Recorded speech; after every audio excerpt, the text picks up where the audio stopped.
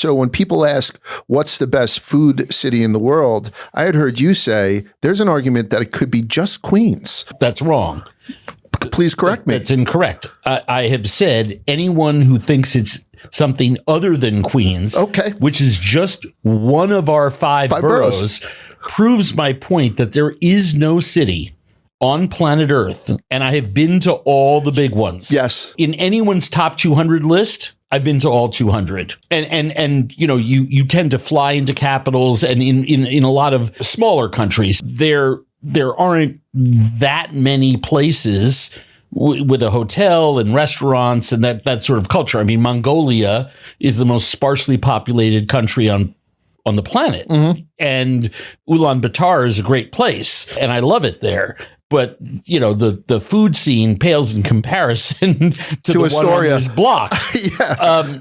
You know, but my point about Queens, I will debate with anyone. And I've said this for 20 years. I'm going to bring it on. And no one has yet to challenge me. I don't know how you parse greatness in terms of food between the top 40 or 50 cities globally, because the minute you start talking about another one, you're like, oh yeah, but Santiago, Chile is some of the best seafood on planet Earth. But they all pay everything. It's literally New York, first, second, third, fourth, fifth, and then everyone else. When I first started watching like the Food Network and stuff, it was so early in the game that I think I started with like the Frugal Gourmet, Justin Wilson, the Cajun Cook, and then it branched out and people like Rachel Ray became household names, and Emeril obviously did.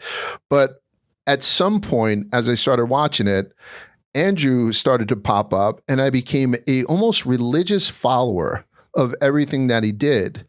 Going into Wall Street and taking people out to restaurants, it made my palate like expand, get a little bit more adventurous, so I could pull people away from the traditional steakhouse thing that we'd rinse and repeat. And there's nothing wrong with a good steakhouse. But I think it was one of the reasons how I was kind of successful in business and that I have so much fun in restaurants today. So I'm extremely proud to have him sitting next to me right now. It's Andrew Zimmern. Before I even start, is there any way you'd consider changing your name to Zimmerman? Because I fuck your name up more than any other name I think that I've ever had. So does everybody else. They do. Yeah, and I accused my parents at one point, you know, 50 some odd years ago when I turned into a rebellious teenager, that our name was probably Zimmerman to begin with, and somehow it just got cropped off at Ellis Island. And it was about as mad as I've ever seen my father. He said, you need to be proud of that last name.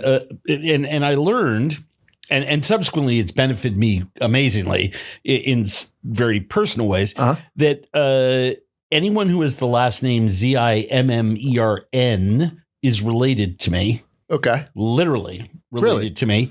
It's a closed line. There were from Germany, 3 sons. One went to England, one went to France, one stayed in Germany.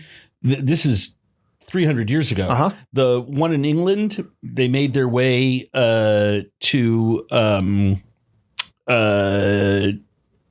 I believe Australia. Interestingly enough, it was the German line who were butchers who made their way to the United States. Were supposed to come into the port of Charleston, port of New York, got blown by a storm to the port of Charleston. This is pre-Civil War. They were butchers, meat cutters, and fed both sides in the Civil War. Eventually, Atlanta was burnt to the ground by Sherman, and they marched to New York and made furniture for the next couple generations. But the really fascinating part is they were an old medieval guild of people who put the last layer of varnish on intricate woodwork, which is so crazy.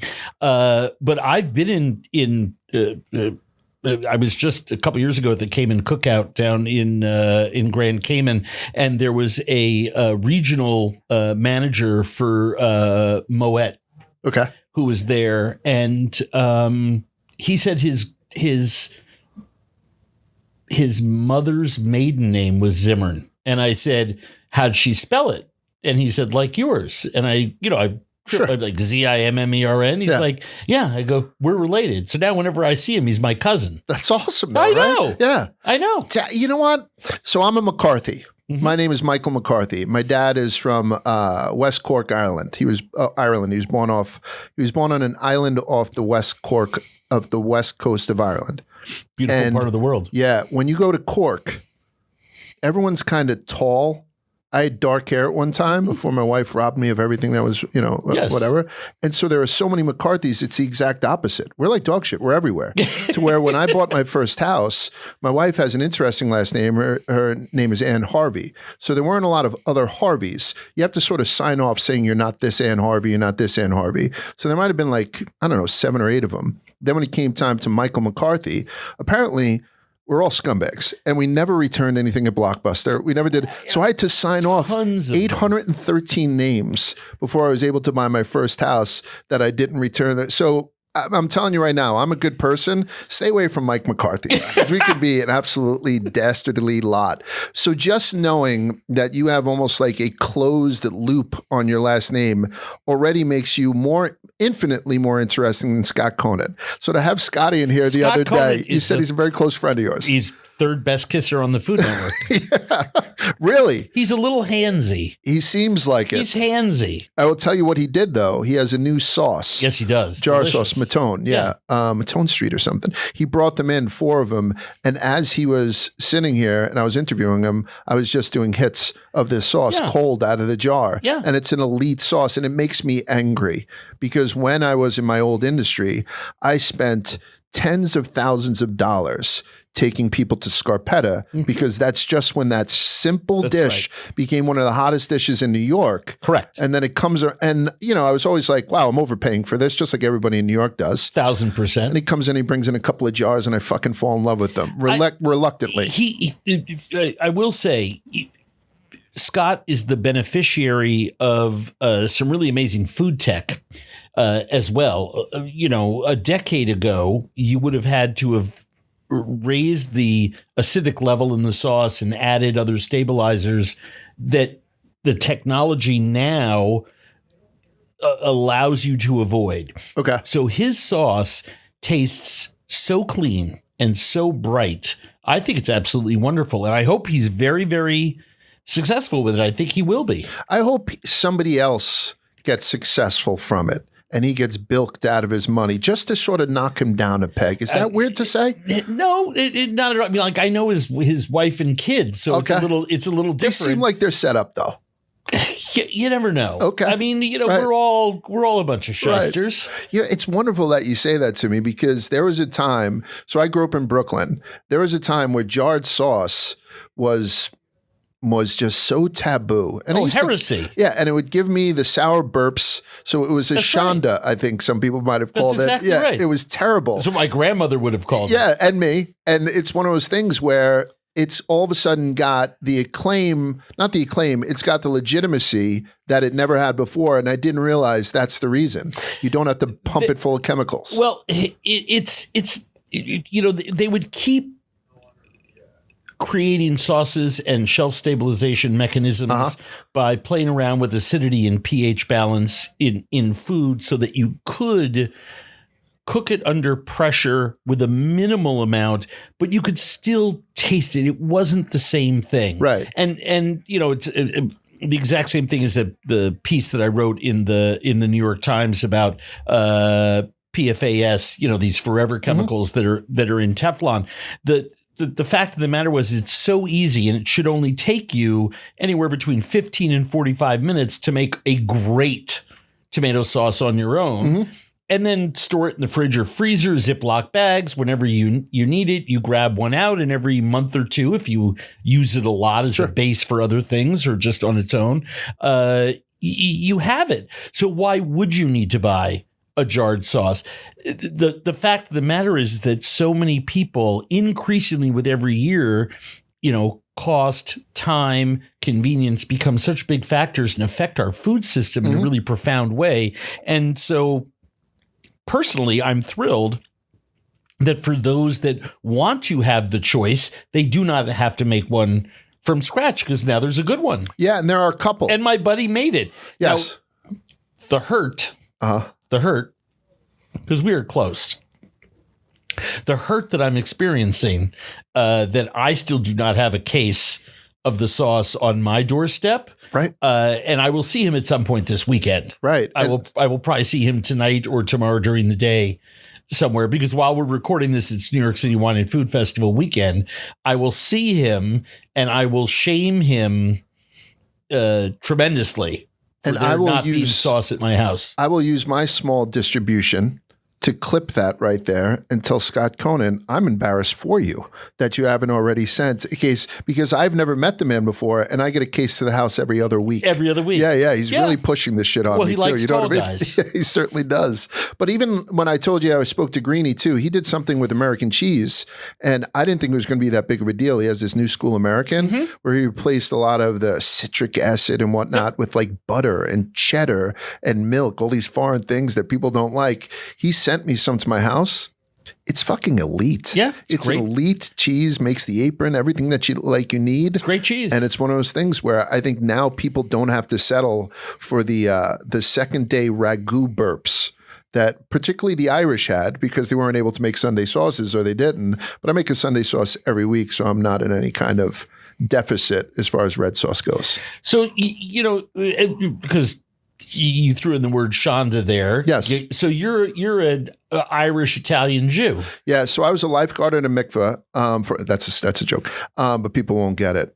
Growing up where I grew up. By the way, that's a ritual bath for observant Jewish women. Absolutely. Yeah. They usually don't have a lifeguard. It's a very shallow tub that they're soaking in. Yeah. But I went to Brooklyn College. But if there was a problem, you'd dive in there. I'd be right in there. 100%. Yeah. I'm sitting there. I'm the only guy. I still put the 100%. stuff on my nose in case they ever let any Just sunlight in. Yeah. So growing up where I grew up in Brooklyn, and that's why I can't speak highly enough about South Brooklyn. I'm very biased in that respect. I went to high school on the Lower East Side, a little place called LaSalle Academy, which is no longer there on 2nd Avenue and 2nd Street. But between how my parents were brought up, my mom in Dublin, and like I said, my dad was a farmer and a deep sea fisherman in Cork. And then to have me over here with the benefits of growing up in New York at a really fucking cool time. Yeah. Like being born in 1971 and kind of going second through coolest time. Yeah, behind you, which was what? 61. 61. But still, like, so we walked a lot of the same streets in and around the same time, going to school and passing my CBGBs every day. Yep. Walking, being able to go to Katz before it became a half-hour line and a $40 sandwich. Yep. It was just an easy thing for me to go to Russ and Daughters in the morning. And I think it's one of those things that it's kind of shaped me. And so when people ask, what's the best food city in the world? I had heard you say there's an argument that it could be just Queens, right? That's wrong. Please correct me. That's incorrect. I have said anyone who thinks it's something other than Queens, Okay. which is just one of our five boroughs, proves my point that there is no city on planet Earth, and I have been to all the big ones. Yes. You know, in anyone's top 200 list, I've been to all 200. All right. Have I been to every city in Azerbaijan? No. But I've been to 170 fucking countries, you know, so Yeah. I mean, and you know, you tend to fly into capitals, and in a lot of minor, smaller countries, I should say, there aren't that many places with a hotel and restaurants and that sort of culture. I mean, Mongolia is the most sparsely populated country on the planet. Mm-hmm. And Ulaanbaatar is a great place. And I love it there. But, you know, the food scene pales in comparison to the Astoria. one on this block. Yeah. It's a milk and meat culture. I love it. It energizes me when I'm there, and I love Mongolia and its people. But the diversity of food, there's like 6 things, right? Right. And you know, about my point about Queens, I will debate with anyone, and I've said this for 20 years. I'm going to bring it on, and no one has yet to challenge me on that. And look, I'm on record, you know.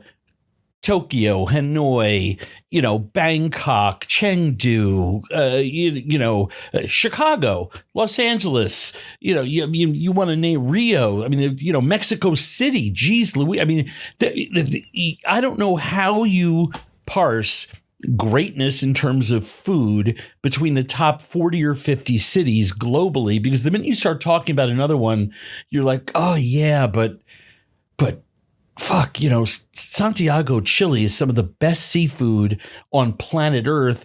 And they also have some of the best game birds. It's a tiny, skinny country. Right. But, the coastal scene there in the Pacific Ocean is only rivaled by the diverse topography on the interior of the country, rivers, mountains, streams red-legged partridge, incredible fincas, these farms where they have some of the best beef in the whole world. I mean, the Santiago, Chile, don't sleep on Chilean food when it comes to a really great eater's paradise.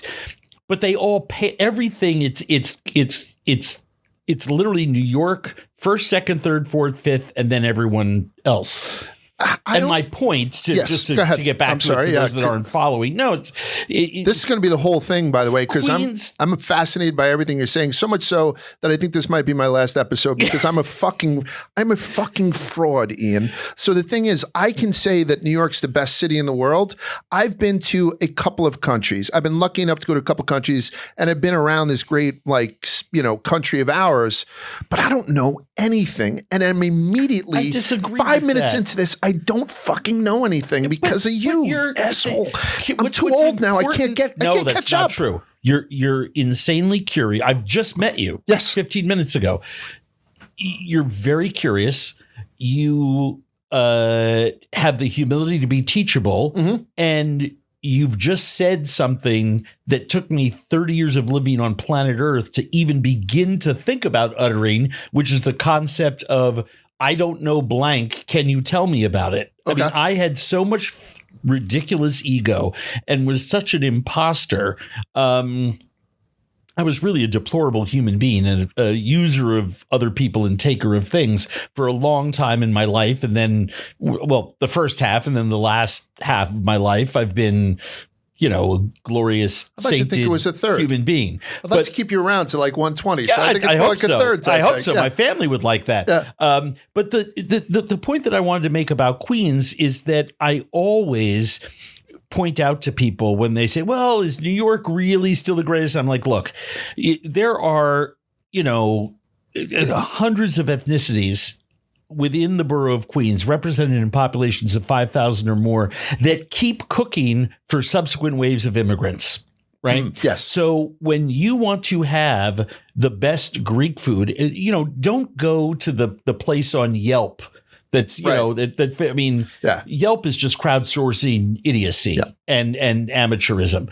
But when you go to the Greek markets there and the guy who's got 40 different kinds of feta cheese in front of you starts walking you through them, and you say to him, where do you like to go out on date night? Where do you take your wife or your girlfriend? And he says, I go right. You go there and have roast. You would think that you were in Sifnos or in the Kyklades or in Delphi or wherever they're cooking from. Queens is got more magic. The only Burkhardt bakery outside of Central Asia is in Queens, where they're using 600-year-old wooden dowels to stamp the individual breads and the samsas, those cabbage and beef rolls, before they go into the tandoori-shaped oven. Queens alone is proof positive. Then I remind people that's one borough. One borough. Would you? And you're right. So it's one borough. What's the least attractive borough culinarily for you? Because I don't think you've ever said that. And I can't wait to hear what your answer is. Because I will tell you, growing up in Brooklyn. Least attractive. Brooklyn is phenomenal. Yes. Great food scene. A lot of great neighborhoods. Phenomenal cultural representation there, and growing and changing. At one point, I was going to live in Brooklyn, and I told my grandmother when she was still alive, Grandma, I was like 20 years old. I'd been kicked out of school for a while. I was going to cook in a fancy restaurant here in town. And, she said, where are you going to live? And I said, a couple of friends of mine and I were going to go to Brooklyn. And rents are cheap there. I mean, this is 1980. And she said to me, don't go to Brooklyn. You're going to break my heart. And I said, why is my living in Brooklyn going to, she goes, our people spent generations trying to move out of there. Why are you moving back in? I hear you. Yeah. But there's phenomenal food in Staten Island. And I thought that was going to be your last one. I don't want to get a lot of letters. You are going to get one. I'm trying to do that. I'm trying to get you hated just the way that I'm trying to hope that Scott's sauce fails. But I believe in answering a question in reality, or with some truth in reality. And if you had to lose one borough from a food standpoint, it would kill me. There's some amazing Jewish delis, some great Italian food, but it would probably be Staten Island. And that's only because, and I love Staten Island for other reasons. I've written about this in several of my books. The Darwin's concept of islands, that genetically things are slow to arrive there and things are slow to leave, is true with food. It's why Sardinia and Sicily have their own types of food that's so much different than the rest of Italy. Okay. As an example, and those are islands that are well traveled, right? It's why those islands off the coast of Ireland, if you go there, there will be cheeses there that are only made on that island, right? And the Faroe Islands has traditions, off the coast of Denmark, right, that still the only place. I mean, there are other places where they try to make the Faroe Islands air dried, lamb, but they can't, right? Because the wind isn't right. The saltiness in the air isn't right. They don't even salt the lamb. The air is so humid with salt water, and it's so windy, so it kind of makes it dry. It blows this moist, salted seawater onto the legs of lamb in these special houses where they regulate the wind through the slats in it, and they let the lamb dry for 2 years. And you basically eat lamb prosciutto. Yeah, it's mind-boggling. But can you write that down? I gotta get that shit now. I have to get lamb from the Faroe Islands now. You just sold me. You just.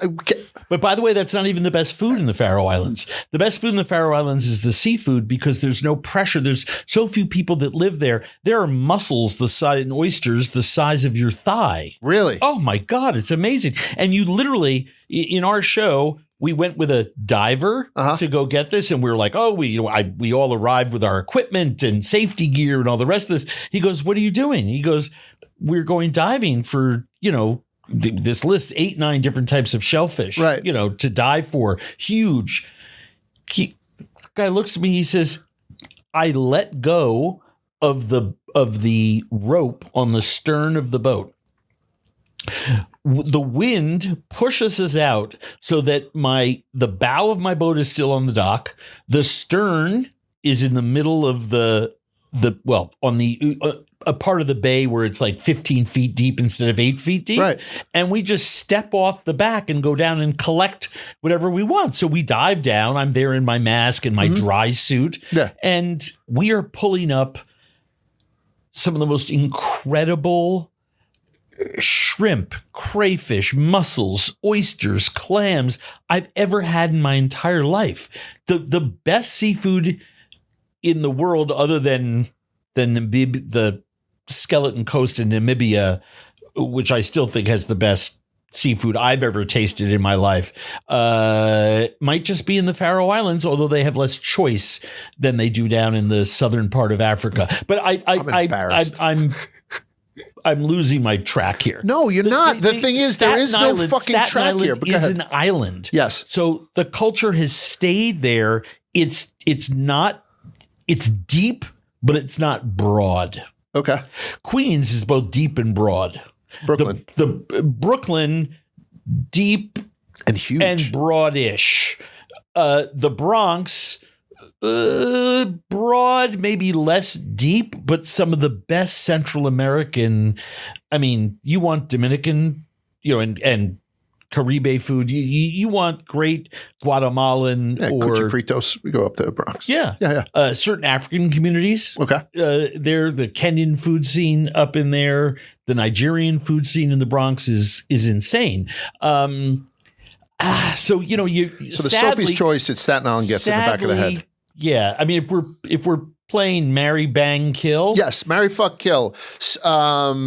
Queens, Staten I'm putting Island? out of it. Manhattan, Brooklyn, or Staten Island. I gave you that choice. I took Bronx out of it because you'd said that it was shallow, but whatever. Broad, but less deep. So I said shallow. Yeah. So marry, fuck, kill. Brooklyn, Manhattan, and Staten Island is getting killed. Well, you married it, who you fucking? I marry Manhattan. Would you? Yeah. Yeah. In half a heartbeat. Half a heartbeat. But so Manhattan, though, still, and as a guy who's been here forever, it's still 10 pounds of shit in a 5-pound bag. Tough to get around. Yeah. Prices go up as soon as you go through an expensive tunnel. You don't think that there's a little bit of an allure to be someplace more where you have my birth. Okay. Too much shit has happened for me here. I have the history here. Right. You know? Yeah, but still, you got out. What kind of amateur left his phone on? Yeah, we'll have to cut this. You know what? Scott Conant, you're back on my good list. It's my lawyer. I should heard about Staten Island. I should take a call from my lawyer for like on air. Yes. No, if you're and I mean, of course you're you fuck the hell out of Brooklyn. Oh. Brooklyn is a sexy, hot. That's good then, right? And you got to kill Staten Island. So I mean, you left me no choice but to marry Manhattan. Yeah, that's right. Although a good session with Manhattan and you go home to old reliable Brooklyn every night. Not bad. Yeah, so your Gumata is that little island, right? That's overflowing out of her dress, right? We could kind of say that because there's too many fucking people here. And then you go back to the woman in the big dress. You're not wrong. And then you put two in the back of the head of Staten Island. You're not wrong. You had said something about cooking, and I don't think that people recognize enough just how good of a and I'm talking about people from 30,000 feet because when you mention that you're coming in, they're like, oh my God, I love everything that guy eats. I don't know if people can really appreciate how much the quality of what you cook. Where do you put yourself as far as your how strong is your chef kung fu right now? It's very strong. But comparatively to when you're working in restaurants, bringing yourself up and doing all this stuff, this is where you are right now. Because the YouTube channel and all that stuff.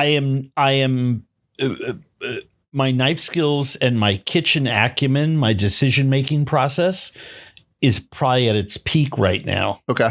When I'm cooking alone and experimenting with recipes, I've never been more creative and never been more precise. And I've never been more finally able to replicate what's in my mind because I've been cooking. This is my 50th year taking a paycheck from a restaurant. Wow. 50th. Started when I was 14, summers, working in a seafood restaurant in Long Island. And it takes that long to develop techniques where, it's kind of like playing music without, with sort of just someone hums a few bars or you hear a melody in your head and then you can play it.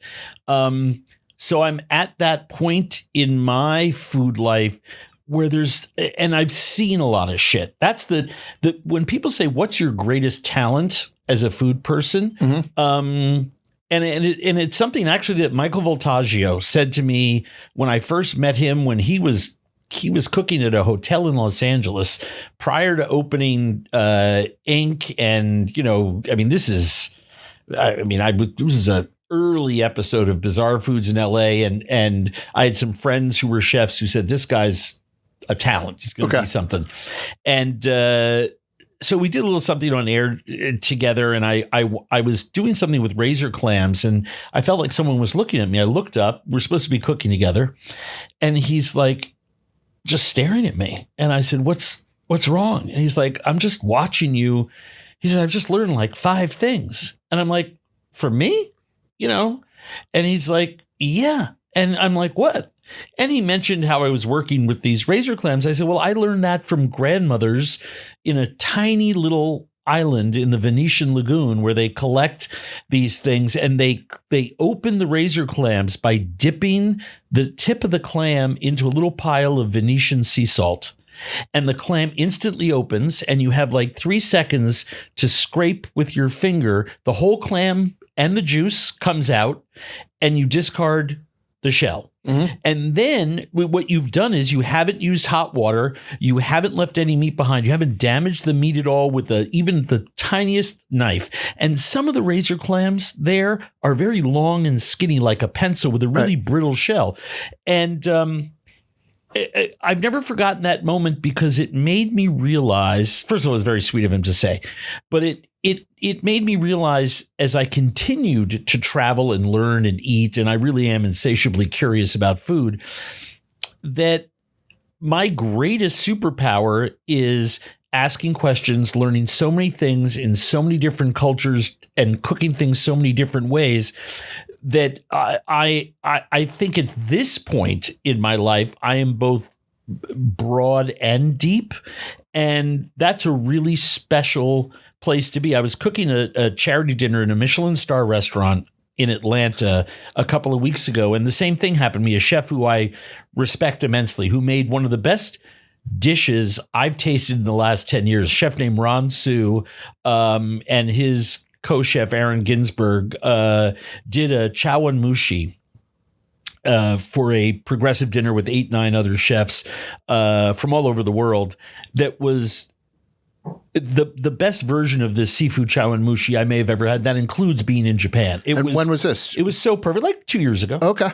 And I'm on the board of a nonprofit called Giving Kitchen that helps provide relief to food service workers in crisis, givingkitchen.org. Please visit and give. But Ron and I I said, hey, we'll donate a dinner to this charity. We'll cook a dinner together. And I did a stuffed lacquered quail with 7-jewel fried rice, but I made it with sticky rice and then stuffed it inside these quail. And then, we went through a process to get there. But eventually what wound up on the plate was this glistening honey and soy sauce lacquered quail stuffed with this 7-jewel fried rice. And I put it on a sambal that I learned to make from a Malaysian grandmother that had chilies and lemongrass in it. Right. And that was it. That was it? There's no crispy garnish. There's no little colored oil. There's no hot honey. So, right. But seriously, you raise it. The reason I'm not laughing is not because I'm not amused by that, but as you age, it's what, you've heard this cliche. What elements are you taking off the dish, right? So yes, you should have all great food is made up of contrasts: hot, cold, soft, crunchy. Sure, but sweet, sour, sweet, salty, yeah. Spicy salt. I mean, you can just keep going, right? So I built in about 20 different levels of contrast into that dish without putting a garnish on it. Like, let's put something crunchy on top. Okay. Right. That's the difference between feeling like I'm really in my time. And it was, by the way, it was a gamble that I took. My first 5 books that I wrote were not cookbooks, and I put a lot of food out on my Substack and a lot of food out on my website. No paywall, andrewzimmern.com. andrewzimmern.com. But we're sitting here and we're staring at my 6th book, which I co-authored with Barton Seaver in collaboration with Fed by Blue, a nonprofit that I've worked with over the years. And I made the decision that I wouldn't start doing cookbooks until this time in my career. And the reason was, and this is not a knock against anyone else, this is my own personal choice. I wanted to be able to be very secure in what I cook, how I cook it, what my flavors are, what techniques I use. And I didn't want, for myself, I wanted to make sure it was right. So my next 3 or 4 books are all going to be cookbooks. Okay. This is the first of them. I now, there was a time where, as a follower and a fan of yours, I said, I'd love to have him sit down at my table. Like, I would love for you to sit down at my Sunday table. And since you've sat down, I've rescinded that invitation. Why? I just think that I consider myself good in the kitchen comparatively to most mere mortals. I don't know Can what it be potluck? I don't. Can we cook something together? I mean, I could. Believe me, it would be an honor. But my problem is that I don't know if I could give you a full experience. Do you feel like when I first started in pornography, it was kind of missionary, and now I need to see some stuff now? Yeah. You know what I mean? Like, you gravitate towards that. It gets worse. Yeah, wait that's another why 10 years. Yeah, that's why AI is such a blessing. Fantastic. Right? Yeah. But so I feel like that's kind of you Can you taste the grilled cheese anymore? Yes, I love it. Or is it like jazz? The notes that you don't hear No. is that whole thing. So how can a ham and egg, maybe a slightly elevated above a ham and egg type cook, impress you? To come to my house as long as very much so. As a matter of fact, it's mostly the ham and eggers that impress me more than the people that are trying to impress someone. Okay. I tell people all the time, cook what you love to eat. Start there. Mm-hmm. Repetition, repetition, repetition. Keep it simple. There are some folks who are hobbyist cooks. For them, the fun is like doing a 10-hour Jacques Pepin recipe on a Sunday, or Thomas Keller recipe on a Sunday from the French Laundry Cookbook. Fantastic. I do that same thing too, right? Mm-hmm. And I have all the cookbooks from the 3-star Michelin Spanish chefs who cook in a way that I do not. Okay. Right. And I love spending a Sunday watching football. If you walk into my house, you actually walk into the kitchen. Was that an invite? And it's anytime. You've never been to Minnesota. You should come. That's what I was going to say. The kitchen opens up into the living room on the backside, and I can stand in my kitchen and watch my big screen and the fireplace and the snow falling, and I can cook all day on Sunday, and that's my happy place. Mm-hmm. And I love doing that type of hobbyist cookery and, curing duck for a month to make, duck prosciutto and hanging it in the refrigerator in the garage and making soups and doing dinner that night maybe would be something that on and off I'm working on all day long to kind of make right. But I think for most home cooks, it's like cook the 20, 30, 40 things you really love the most, right? And master those and then use those same techniques to bring in other flavors. I find that your stories, I have a comp to them, but they're all not as good. Like I remember I worked with a guy, Vinny Romeo. You're comparing how you feel inside to how I look outside. I think I am getting too. I'm internalizing way too much. Yes. But there's a guy, a beautiful man. His name is Vinny Romeo, Vincenz, and he used to tell me Staten Island Guinea all the way through, like the beautiful kind. Yeah. Love them. Yeah. You need 10 million more of them. And he used to go to, I think, his uncle's house. And while his parents were inside having like an Entenmann's cake and some, espresso, he'd take his tricycle and ride around inside of his uncle's garage.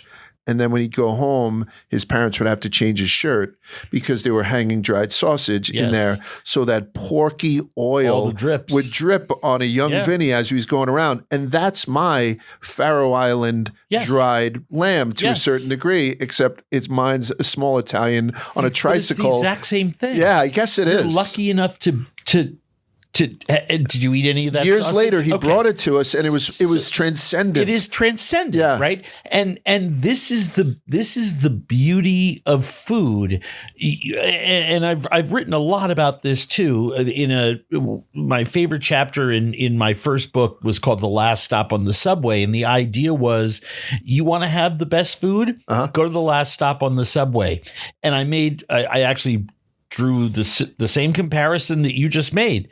I said, you want to go to I call the Faroe Islands the windy edge of nowhere. It really and truly is. Okay. I mean, you're no wonder in Norse mythology, the Faroe Islands was the end point. Can you imagine seeing this in the fog in like the 3rd century and these giant mountains rising out of the oceans and this incredible wind, and you can't sail past it because you don't have the right equipment to do so. And these storms come in. You were literally on the edge of a flat earth, right? Right. Yeah. And you're praying to whatever gods you're believing in. Yeah. And yet to have that same experience, sometimes you just need to take a bus across the town. And that's why I called it the last stop on the subway. The subway, yes. Because for me, in the 60s, we moved from Sutton Place, where my parents had a small apartment for the first couple of years that I was around. And when I became like 2 or 3, they moved to 71st Street, which is where I grew up. Okay. And East side, west side. East side. Okay. My grandmother was west side. My grandmother lived and died on the same block. Oh, really? She grew up at 400 West End Avenue, got married at 19. Her husband moved her across the street to 411 West End Avenue. She died in that apartment. That was it. But she was everyone walking up and down Broadway shopping on a Saturday afternoon with my grandmother was like walking around with Jewish royalty. Oh, really? And by the way, you mentioned Russ and Daughters and Katz's. 5 generations of Zimmerns have eaten in both of them, and the families that run those places are friends of ours for that reason. The Russes, Tuppers, Fettermans, who are the Russ and Daughter, those are, they're like family to me, because their grandparents and my grandparents lived and ate together and breathed and talked. And it's a wonderful, wonderful sense of being. But when I was little in the 60s, we'd get in the subway or the station wagon, really depending on what day of the week it was. And we would head out to Arthur Avenue in the Bronx. And it's 2025. If you go there early in the morning, you will just hear Italian spoken. Yes. Right? Now, there's a lot of tourists that go there. There's, people have moved into that neighborhood. It's some second generation, third generation Italians continue to live there, so they're speaking English. However, back in the 60s, you would come out of the subway and there would be people with sticks with 10 pheasants hanging off the end of them, taking them to the butcher store to sell them. Yes. Where they would be dressed and people would go buy them. And all you heard was Italian. And I remember going to some of the pork stores out there, and obviously the very famous one now, the Calabrian pork store, which is there, that has what they call the meat chandelier, which is just that every inch of the ceiling is crowded with dripping stuff. And when you walk in, there is a sign that says, "You enter here, we do not pay for your dry cleaning," because so many people, have been dripped on with Vinny's oil. Yeah. To me, it's like getting shat on by a bird. That's a sign you're going to have the best day of your life. Yeah. There is something about just getting out of your comfort zone and moving to whatever that last stop is, as far as you can go, in search of something a little more authentic, a little more honest. It doesn't always mean it's better, but it's a pretty good chance it's going to be great. Are you pissed that it's not like that to that degree anymore? Yes. My mom used to put us on the subway. My mom has never driven a car, and I think the world is a better place because of it. I don't think she'd be very good at it. So we used to hop on the subway and we'd go into it was almost like the Schmata district to get our winter coats every year. And then whenever anybody had to get a engagement ring in the family, you'd either go to the Diamond District or you'd go up to like Muncie, New York, which is a heavy Hasidic Jewish place. You walk into there and it just had that feel like you were in a different fucking culture world. Not only a country, like a world. And I don't see that as much anymore without traveling a far way. That's why travel is transformative. And, I've predicated my career on the fact that you are the best version of yourself when you're traveling, because you ask more questions, you're more curious, you're going to take more risks, you're going to be less in a place of self and more selfless because you're feeling more vulnerable. You're going to learn something. And if you're half a human being, I know some people who are just friends of mine who are just so not a human being. They come back and it's like, what'd you do? I just sat on the beach and drank Mai Tais. Well, how unfortunate is that? But if you're curious and you're willing to be teachable, you export what you've learned on that journey back into your home life. Little by little, you're building a new structure for yourself. And I'll give you a great example. Please. You can go, what's the most touristy, disgusting place on planet Earth? Oh, I'll give you one, Cancun. There it is. So the hotel district there is about as awful as it gets. Okay. Right? Just lots of discounted rooms. Everyone's sitting on the beach. It's overcrowded and everyone is eating shitty guacamole and chips and salsa. And I don't care whether it's the Ritz-Carlton or further down the strip at the Best Western, it's all the same fucking trash, right? And margarita machines, Right, with shitty tequila that are made with prefab mixes. Yeah. It's all the same shit, right? And giant buffets. The Mexican Myrtle Beach. If you cross the highway behind you as you're facing the ocean, there is a town of 1.2 million people where the majority of the employees who are serving you during the day live, eat, play, get married, celebrate life, have their kids' birthday parties, die. And some of the best food you will ever eat in your life is there because so many Mexicans come from all over Mexico to work in the hospitality industry there.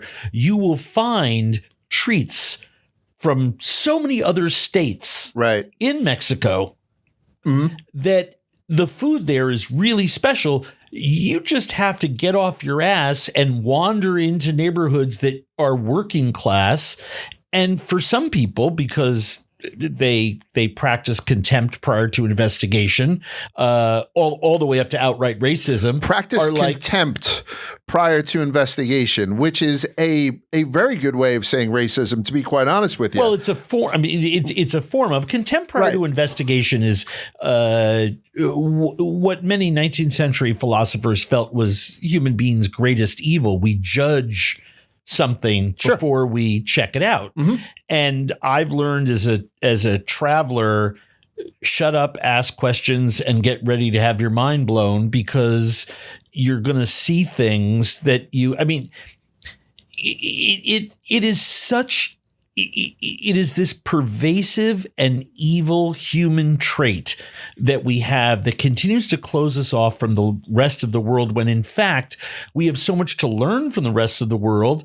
And as someone who's been with so many people on so many journeys and in homes and met and hung out and lived with tribes. I've lived with 23 of the 87 most protected tribes in the world for more than a week at a time. Really? It's really special, rarefied air. You've led a blessed life, by the way. Yes, 100%. From the quiet clam to being with 23. Yes, I am very lucky. Yeah. I will. Well, let me finish. Go. I'm sorry. I apologize. No. The fact of the matter is that, judge not, because the humblest, most impoverished people who, as I sat there spending days with them, with a Sakalava fisherman, in Madagascar, his home, blew down. A series of little grass huts blew down in every storm. He had 9 or 10 kids. Half of them died before they reached the age of 15. There's no refrigeration there. He goes out and he gets fish and he trades it for what he needs. On the outside, he had to this canoe. He had to put one of his little kids in the sail of this little canoe, and the kid would put his foot against the gunwale from the outside facing in because he didn't have any ropes to pull the mainsail. Sure. Okay. And he got a fish, big king mackerel, with a spear while the boat is moving 10 knots. The fish is moving 20, one shot. I've never seen anything like it. It's amazing. We captured all his story on camera. His name was Jama. And he gave away all the fish to the market because he needed, that was his job, except for the head and the tail. And then he wanted to feed the 7 or 8 crew members and myself and his family. So like 14 people. So his wife made a fish broth with like water, a couple of leaves of something from the jungle, and the fish head and tail. And she served it to us in little chipped cups that she dug up out of the sand. They hid it in case robbers came, one of her only possessions. And my heart was breaking for this guy. He was cutting bait with a piece of rusty metal because he would use whatever he could or found to practice his craft until it just turned to dust. Right. I wound up giving him one of my knives. I mean, I would travel like 8 or 9 knives. Sure. Right. And I had a fishing knife with me and I gave it to him. But we were standing, having a private moment, looking at the ocean. And I asked him, and I didn't know the cameras were rolling. They were rolling. They left it in the show. And I said to him, "Are you happy?" And he looked at me and said, "What do you mean?" And so I started to define the word happiness for me. He goes, I know what happiness is. Uh-huh. He says, "I just can't believe you would ask me that question." And I just looked at him and I said, "Well, you've lost half your children." Sure. And I go down this list of things. Everyone has one pair of clothes. Yeah. You're naked when you're washing them in the ocean. And he looks at me. He says, "I love my wife. She loves me. I have my children that have lived. My life is simple." He says, "Look at what I'm looking at." We're sitting there on the coast of Madagascar looking at this insane sunset, right? Eating fish, drinking fish broth. Mm-hmm. And he looked at me, he said, "I have everything." He said, "What do you have?" And and then he walked away from me. And I've never forgotten that, because he knew what I had was indecision about it. And I want to explain what that indecision is. I get angry and resentful today over the things that I have to do that 34 years ago, when I'm a suicide survivor, when I tried to kill myself and wound up getting sober instead, right? Because I lived. Those were dreams. Those were my biggest dreams. Yeah. I walked out the door this morning to start, 5 weeks of book tour, and, I mumbled something less than enthusiastic about it. Sure. To my family, and they looked at me and they're like, "You're the luckiest motherfucker." And I had to remember, I am. These were my dreams 25 years ago.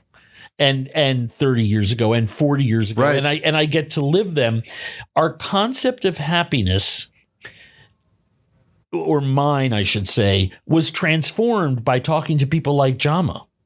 Right? That's a gratitude maker. It's not a gratitude breaker. Right. And you learn from those people, and it gets exported back into my life here in little bits, and it keeps getting reconfirmed, and it changes who you are. Travel is transformative. Do you think Jama would do this podcast?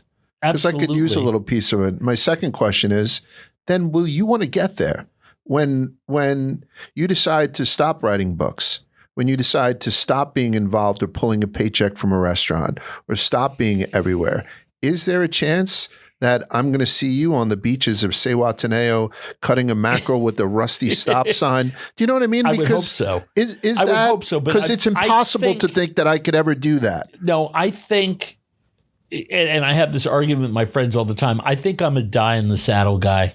Okay. And I don't mean that in a perverse way. I just think I'll slow down. I'll keep writing books. I'll keep talking. I do so much work for nonprofits. I'm involved with so many global NGOs. I have programs that, and pilot programs, feeding kids in schools in Zambia for the UN World Food Program. I've got a women's seaweed cooperative that I'm about to start working on with a group called Alta Sea in Zanzibar. I was just in a meeting with my UNWFP liaison this afternoon about what country I'm going to next to start a pilot program in, because I'm trying to make the world a better place. That was the goal of the Blue Food Cookbook, right. Was to try to make the world a better place and eat more sustainably using a resource that, if we manage it well, will feed a hungry planet. The green economy won't. We're burning up too much land. We're using most of it to grow feed for animals to feed us. We're literally eating our own planet.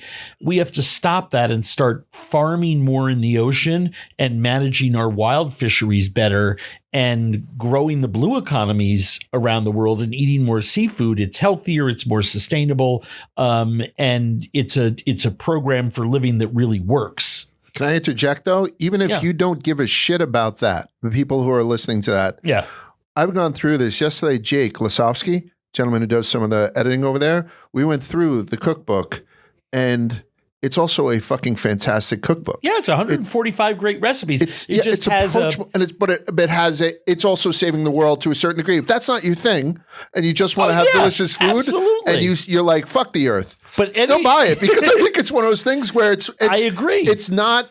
Because I can tell you right now, if I listened to the beginning of this podcast, I wouldn't buy a cookbook from a guy who was lacquering quail. And I don't even know if I used that fucking verb right. I don't know if I think that is it, lacquering. I think I've lacquered a pot at some point. But this isn't that. This is one of those things where I can make that's why I thought I would be able to have you over my house. I can make you one of these dishes. Yeah, 100%. I can't start stuffing whatever the hell you were doing at the time. I could show you and you'd go, man, that's easy. Yeah, that's what I find to be most of the time. Whenever I just get over that hurdle of trying, to your point, yes, traveling, visiting, asking questions, going off the beaten path. Well, our brains lie to us. They tell us things that aren't true. And everything is more scary than it actually is when I'm doing it. Can I ask you a question? Anything. Are you part of the fucking problem? Because we now have a generation of people who feel like they know everything and they haven't done anything or been anywhere, but they've seen your channel. Yes. So like now, hey, Large, you want to go to the Faroe Islands at some point? No, I've been there. Oh, have you? Yeah, I spoke to Andrew about it once for like 20 minutes. So now I got the whole experience. I just got hit in the face with like saltwater air with lamb behind me, because you are a very visual speaker. So you do transport people to these places. And that's enough for a lot of people nowadays. And a lot of people maybe can't afford to travel. There's two sides of that. You're the problem. I am. And it's probably the most intelligent question anybody's asked me in the last 15 years. Ooh, clip that. Thank you. So much so that I wrote an editorial about it for, my hometown newspaper, about the responsibilities of celebrity chefs in a day and time when so many people are hungry. And I use the genocide in Gaza as as an example of that, because I heard the news on in the background while I was writing some recipes up. Recipes that was going to be like, hey, Shazam, it's Sunday, let's make, and meanwhile, half a world away, there's, 1.2 million people starving to death. And I actually have a foot in that camp with the United Nations World Food Program, trying to make sure that people in crisis and conflict zones around the world get fed. And my friend, one of my best friends, Jose Andres, has World Central Kitchen is having people shot, while they're trying to deliver food to, people who are hungry. And I believe that hunger is a basic human right.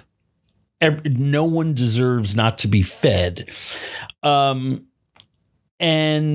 so I wrote this piece about this, what do you do with that feeling? Right. And it drives, and I answered it that it's why I do so much nonprofit work, and it drives a lot of the other things I do, because I'd like to think that while I'm part of the problem, I'm feeding more into the solution bucket. Okay. However, when it comes to fetishizing food, when it comes to creating a pop culture based around collecting the wampum of meals in restaurants and in street food situations like notches on bedposts, I am definitely part of the problem. I joked with Tony before he died.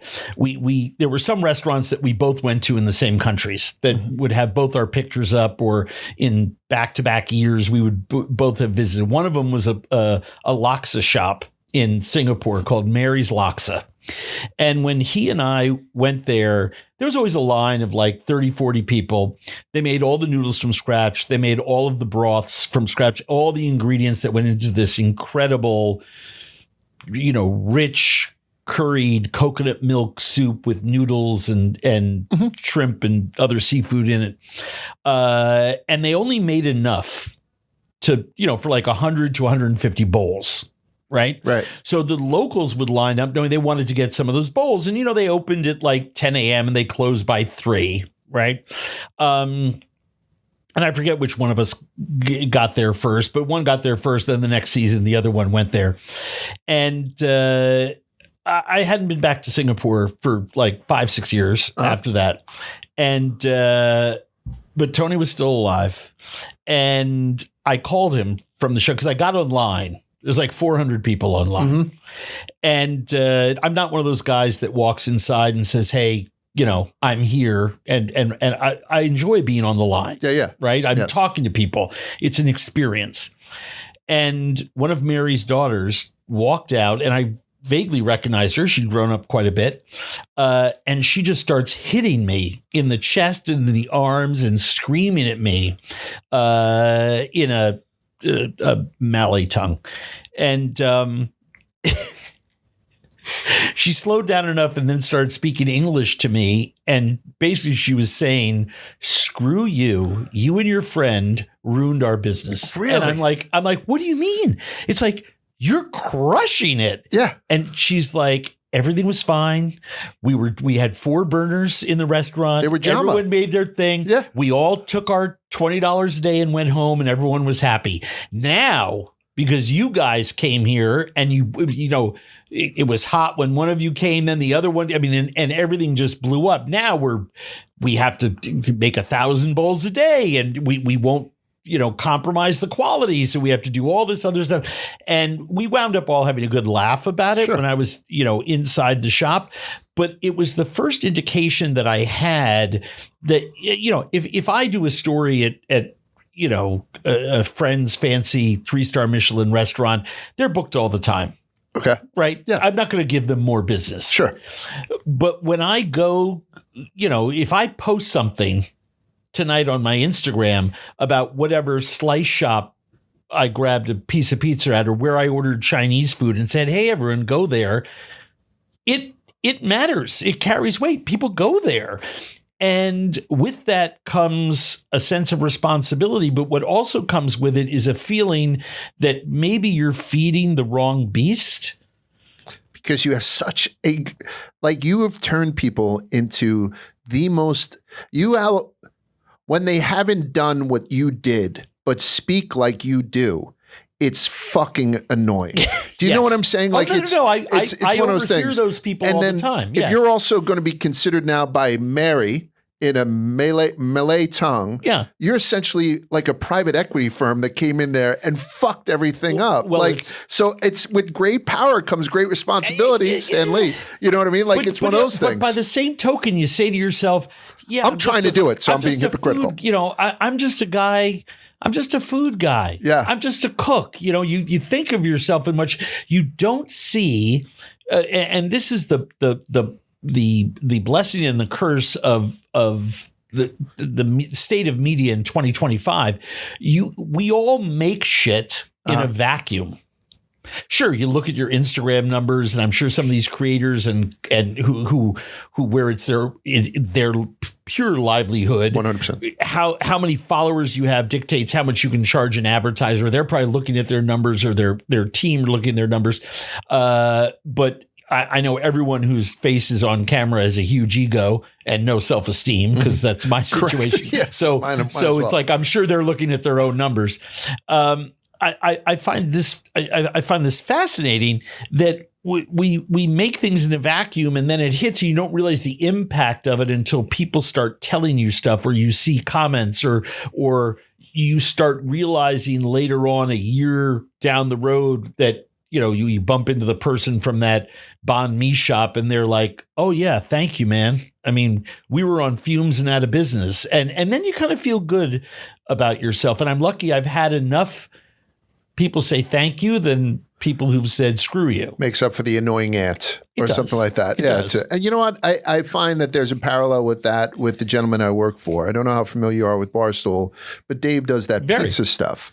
And the pizza, which started almost as just a filler, has turned into a phenomenon. Yes, and I think there are a lot of great people who are able to have a better lifestyle. Yes. Just because this Jewish guy from Boston, who I've spilt more pizza than him in my lifetime, but yet every time I'm on the shitter, I see him and I'm like, that's a 7.2. Like, I'm fucking rooting. Like, I want to be that guy. And he kind of changed the face of a lot of small businesses in particular. And that can't be replicated. I think it's fantastic. And I'll even go you a step further. He also created something very unique in that, with the whole one bite. Yes.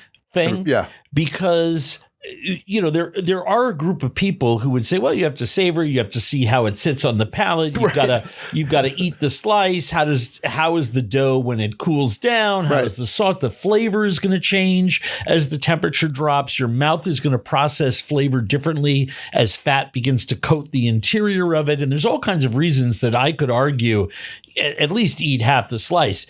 But as someone who has done their share of what I'll just call professional eating, out there on the road where I'm tasting things, the minute you take a bite, sometimes I just have to look at it and I know. And that's his only comeback to you. Like you could get into the molecular gastronomy of how the sixth bite, everyone knows the rules, and he'll just come back one bite. Everyone knows. I don't know what's so fucking difficult for you to understand. And I love, by the way, when it comes to making content, replicatable expectation is what the audience wants. So his clips, and I will say I've never seen them on YouTube. I've only watched them on Instagram. Okay. But I think they do exist on YouTube. They exist everywhere. Yeah. Right. He's got the best distribution I've ever seen. Yeah.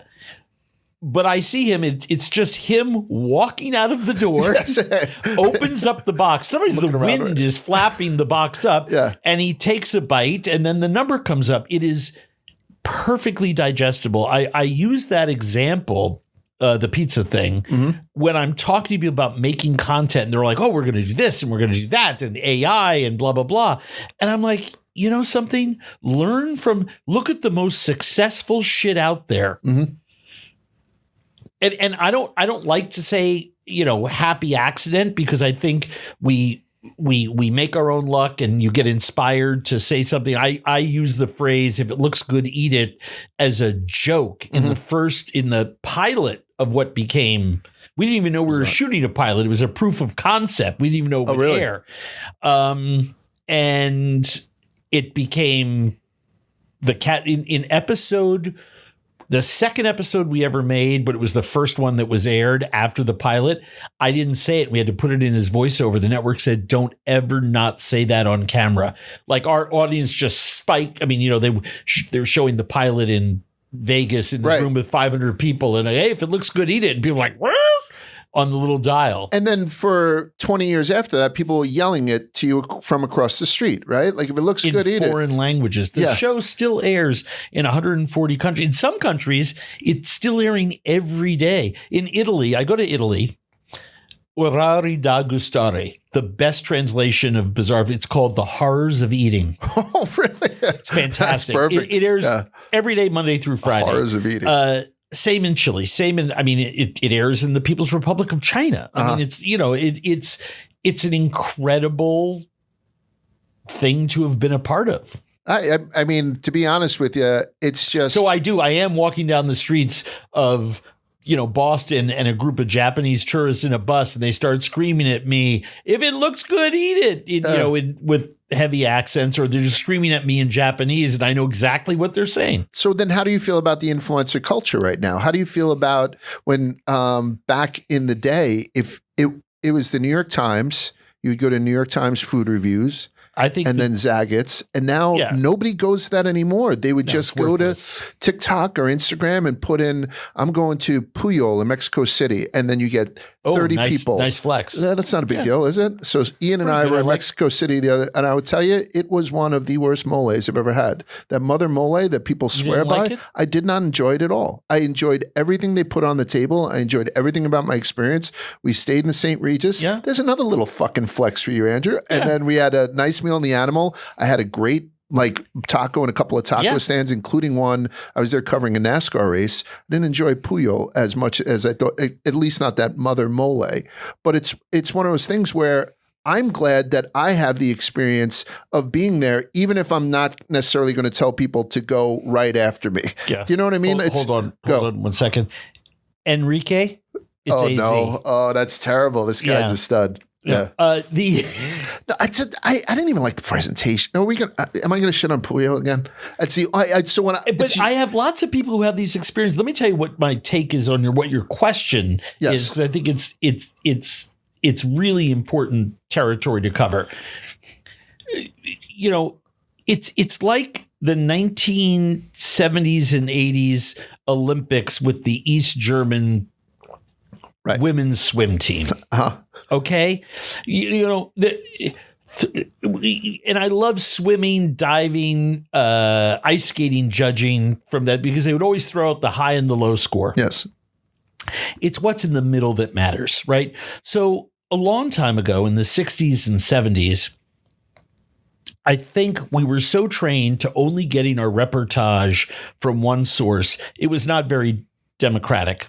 And there were a lot of elements of elitism to it, not only with what types of places were being covered, but more importantly, forgetting that different people in America have different food lives. And in fact, 20% of Americans have no food life whatsoever. They're technically hungry. Right. So now we've swung the exact other way. And I made a joke, the people at Yelp, for 20 years, as long as Yelp has existed, I've been shitting on Yelp. Yeah. And because I think it just crowdsources idiocy. However, if you can relate to whatever source you are using for your information, then continue to utilize that source. And I think the democratization of media of all kinds, digital on your laptop, social, YouTube, 8,000 channels on, we don't even call it on your monitor, wherever you're soaking that in, I think is a good thing because you can find your tribe and see what they're liking. And if you're a 25-year-old living with 3 roommates in an apartment in Brooklyn, you have a different food life than the guy that you worked for on Wall Street. Yeah. Right. Back in the day. Of course. And everyone's food, we go to different places. We look for different things. And at different times in our lives, we look for different things. And I think the glory of democratization of it, do we have too much? Yes. Do we have a lot of people who are using it to make money who know nothing about food? Absolutely. And I love calling them out. So when you mentioned this creator and influencer world we're in, there are a lot of people out there who know exactly what they're talking about. And I think we've now have given them the keys to a car that I'm thrilled that they're driving. And then I meet some of these people at these events. I'm going to meet a whole new crop this weekend at Food and Wine Festival. And I'm going to, be, smart, great person, knows their shit, complete moron, knows their shit, moron, knows their, and it's hysterical to but me how to play can that somebody game. do that? Like, you can do that because you've eaten everywhere and know everything. But for somebody that wants to get to that point, the influencer space, which I'm part of, so I'm being hypocritical here, is a lot of people who are getting paid to do their things. Like, I just saw Enrique Apple Pay you. I just saw it on my phone as soon as he saw me shitting on his fucking place. No, but I mean, so it's leading people down the wrong path because it's turning into a Kardashian thing. Yes, they just get more. Me off. Oh, good, because it pisses me off as well. And I have called some of those people out. I do it privately. I don't pull the Tua piece and start opening up my mouth on SportsCenter, degrading my teammates. There's some stuff that belongs in the locker room.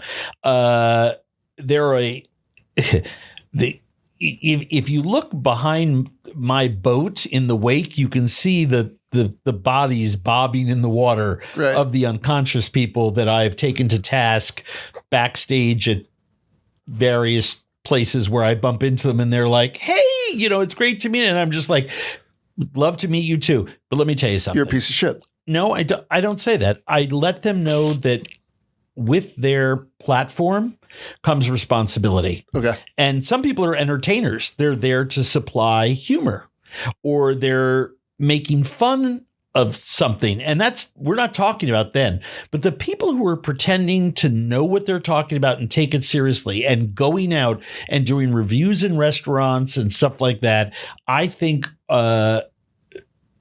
have to consider whether or not they are causing more problems than they're solving or vice versa. Right. If you're solving more problems than you're making, God bless you. I don't care if it's 51-49. If you're on the positive side of things, you have my blessing. But yeah, there are lots of people who don't know what they're talking about. Look, there's lots of very famous people at the big kids table in the food world that have no idea what they're fucking talking about. Do you see it all the time? Do you see people where you're like, this guy, I think I'm going to use the word too, fraud? Is there a lot of frauds within? So when you... Not a lot. Okay. But there are. Okay. I mean, here's the thing. So would you lick your chops if you saw them? Manufactured by different media companies to be food people when they don't have the chops, no pun intended. Mm-hmm. And all the other people at the big kids table know. And by the way, the big kids table ain't that big. You know, right? There aren't that many of us. So those of us who are lucky enough to have gotten there, as other people are coming up, who's real and not and who's not. You can't tell from 30,000 feet. You can't tell. I'm telling you right now, I don't, because it's manufactured. It's the media. They use editing. Right. That's why I love. And I'm not saying this because I'm here. That's why I love the world. It's why I'm a sports obsessive. Mm-hmm. The game is the game. It's why the only thing that's pissed me off in sports in the last 20 years is why all of a sudden now, because of the business model, ESPN is now reporting pro wrestling like it's a legit sport where the outcome isn't known. Right. If you read their reportage, it's like they're covering a lot of it. Pisses me off. Yeah. I'm just like, what do you mean the outcome was in doubt and so fought the best match of their lives? Deep. I mean, this is what are you kidding me? Yeah. It doesn't mean. I mean, look, I was at WrestleMania 1. I mean, I'm a huge old school 70s wrestling fan. All right. So if you want to go down this fucking road, so Ivan Putski was probably one of the greatest wrestlers that ever lived. I had my first, so I'm a heterosexual male, but for probably about 6 months, Tito Santana almost got me to jump the fence. I went into my parents' house. Yes. Mom and dad still live in Gerritsen Beach, Brooklyn. I went in there. I pulled out an old knapsack. It was filled with the solid rubber dolls. Yes. They sold these dolls for low. It's like Big John Studd, Andre, Roddy, Hulk, and you're talking before that when we were kind of watching Chief J Strongbow, fucking Bruno Sammartino, because you're so fucking old. Yeah, no. Like I'm telling you, that was the golden age for me. Yeah. And if you watch it now, the athleticism, though, it's insane. I'm embarrassed that I thought that that Jimmy Snuka was the height of athleticism, where he'd be just kind of in the middle right now. Right, kind of in the middle. Did we just go on a wrestling entry level? Kind of stuff. Yeah, and it is amazing. I watch. I'll flip through and I'll watch. Yeah. I just find it hysterical that ESPN is reporting it as if it's something that was in doubt. Yeah. But my analogy about sports is that's what I love about sports. We don't know how it's going to turn out. Right. A lot of the food stuff that you're exposed to in the media world is manufactured. It's edited. Some shows do a better job than others about making sure that the competition in competition shows is actual competition. And people always ask me about Tournament of Champions, which is one of the many shows that I regularly am asked to judge a few episodes of. And they always look at me and go, is that real? And they're always expecting me to say no. And I'm like, one of the realest. Yes. Because they are so insistent. The producers and Guy are so insistent that is as squeaky clean.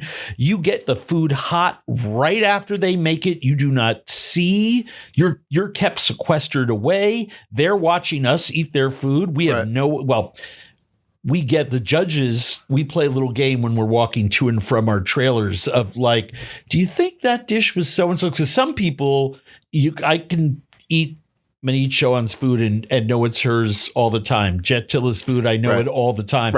Sometimes you taste a dish or a sauce that someone pulled out. Leanne Wong, who's an incredible chef, she made something 2 or 3 years ago in Tournament of Champions.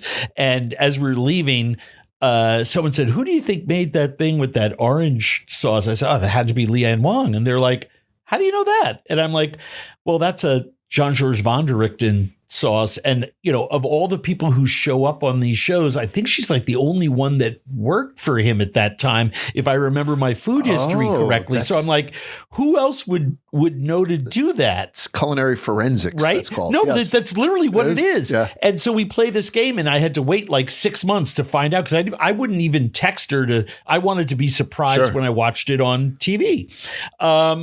I'm glad you said that, because some shows do a really great job, and then there are other shows that they just don't care, and drives me crazy. I do see it, and we always wonder. I did have Chef Michael Ferrara on the show. I had done some stuff with him when he had the restaurants in New York, so he came back, and he told me with Iron Chef, even they give you an idea of what it may be. And you don't know until you kind of get on that and they do it. But even like sometimes I'm watching Beat Bobby Flay, and I would imagine if I was a guest judge on that and they put something in front of me that had pickled Fresnos and crispy rice, I would know it's Bobby's dish. You know what I mean? It's one of those things where you kind of can see, you don't need to pull the curtain apart to see the wizard. What's fascinating is Bobby is such a gifted chef, so talented, and can cook. You talk about someone at the height of their ability. He loves to use certain flavors on the show. He loves to use certain tricks. If I was cooking in a competition show as regularly as he does, you'd fall back on the same shit. As a matter of fact, I did on 2 different shows. Well, actually 3 different shows.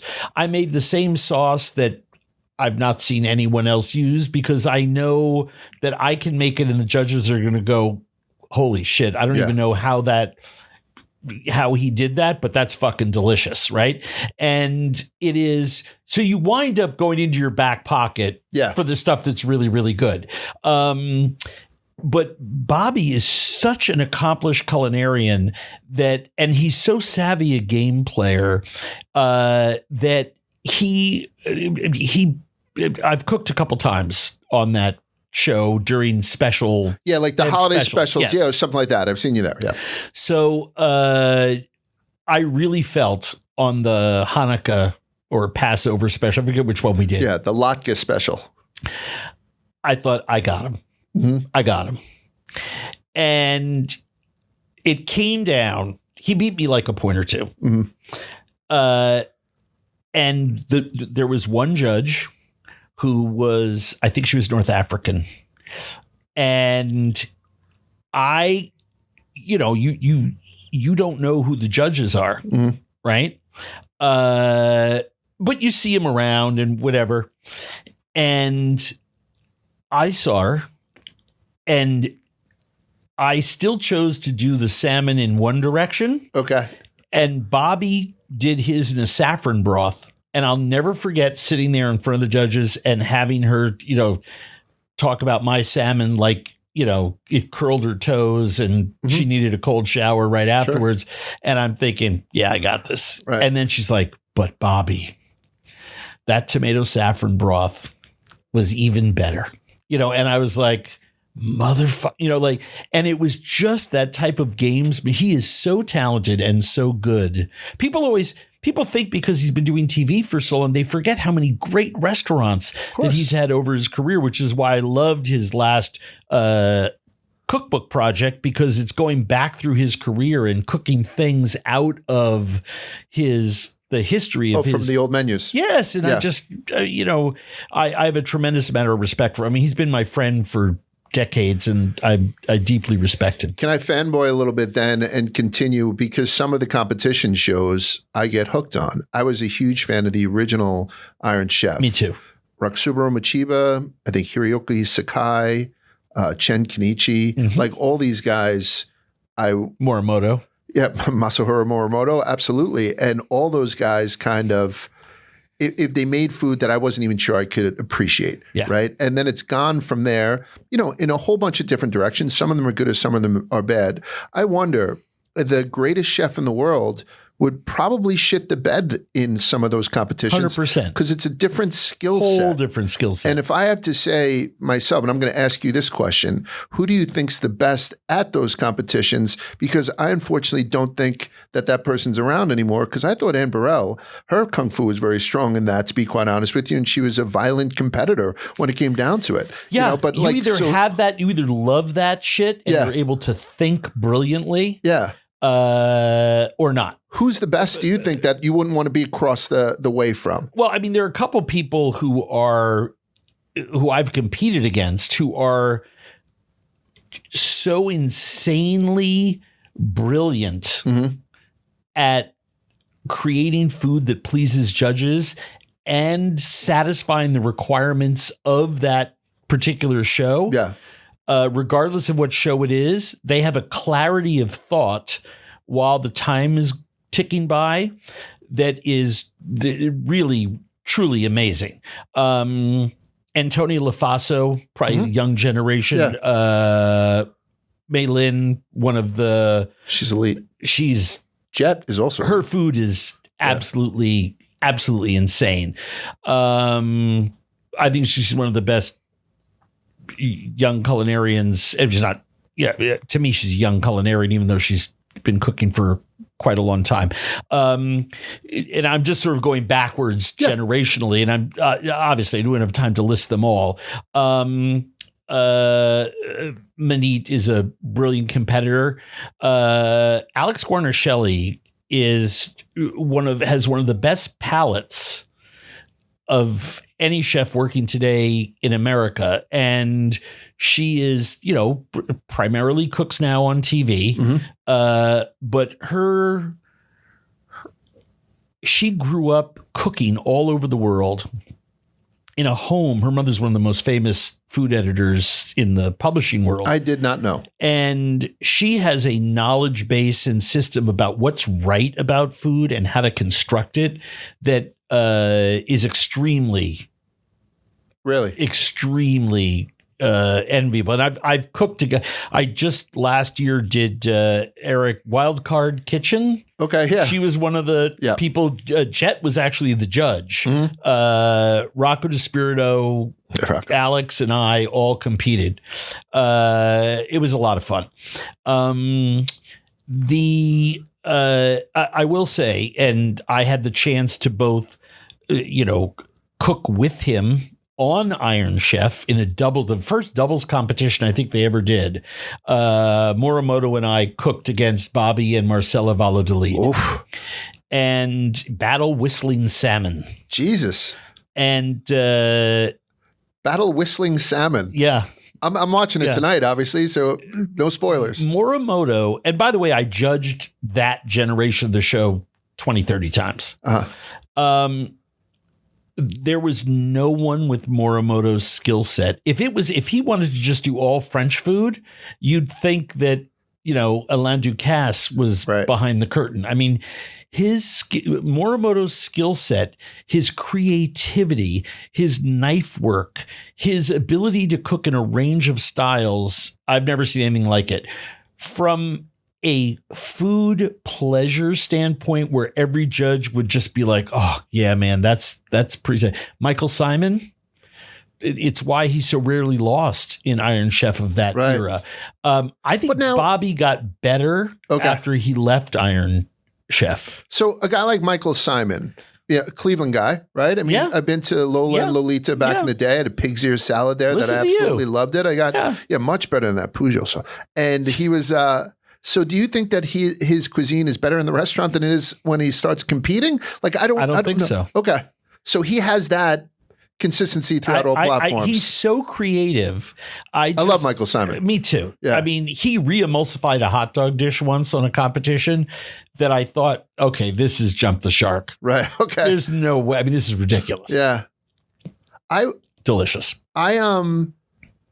I have the pleasure of being able to do a food show here at Barstool. And it's sort of building off of what Dave did with that lightning in a jar with the pizza reviews type thing. So we're trying to just broaden that out with like a Viva La Food type thing. And you got to try this and all that. But they stuck me with a producer who has the palate of a 12-year-old. Mm-hmm. Like, what do I do? Because I have a 15-year-old daughter, 18-year-old son, not promotion. But what do I do with this guy? Attraction, not promotion. Yeah, is that it? Explain to me what you mean by traction. Let it go. Let it go. Just let it go. I just want, and he does have a pretty good palate, but every now and again, I'll catch him at home making, smiley fries, and I think he does taco meat Nothing 3 wrong times. With that. There is taco meat 3 times a week. More. I'm downplaying it because I respect the kid. Yeah. He does a very good job. There is no me without this guy.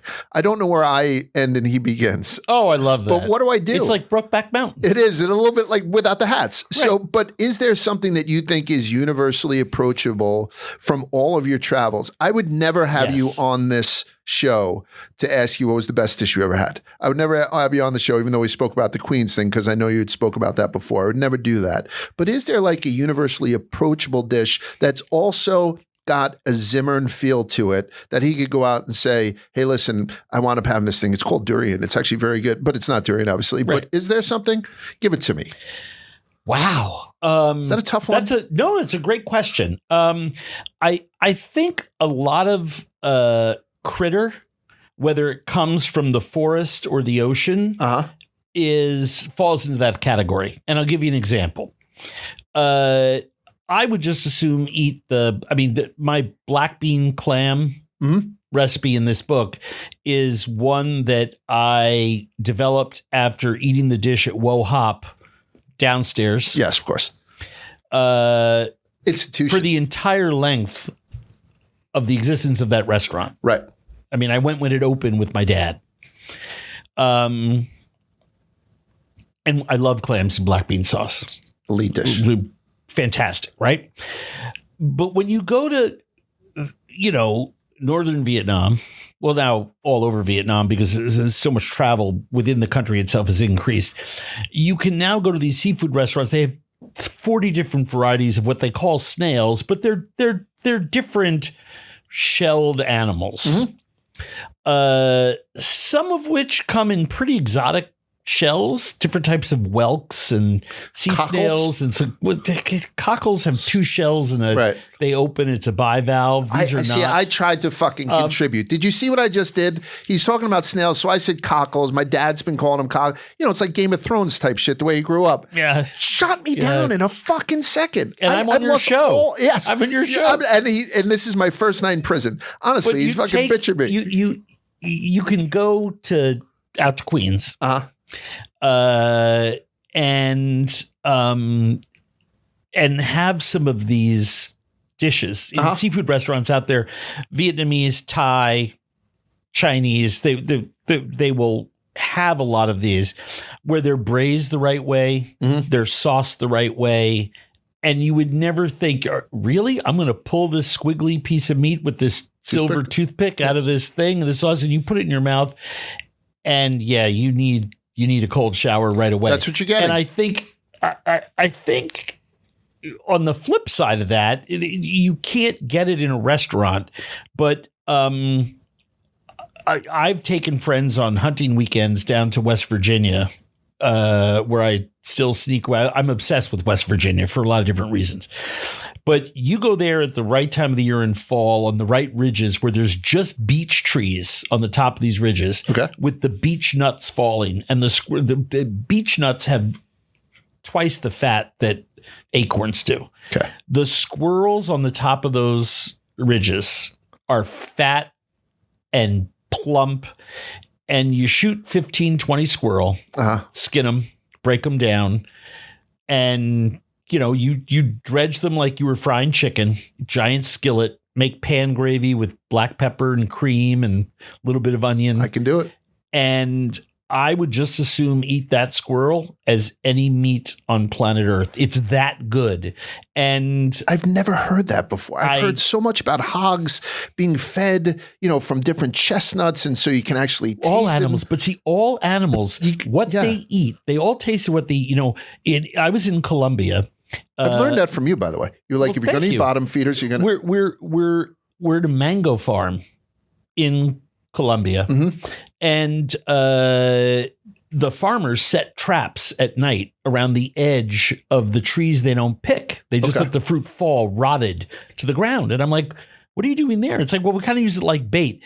These giant rodents, there's 4 or 5 different species, mostly this one that's called a hutia. It's basically like a cross between a rabbit and a mouse, but it's the size of like a terrier.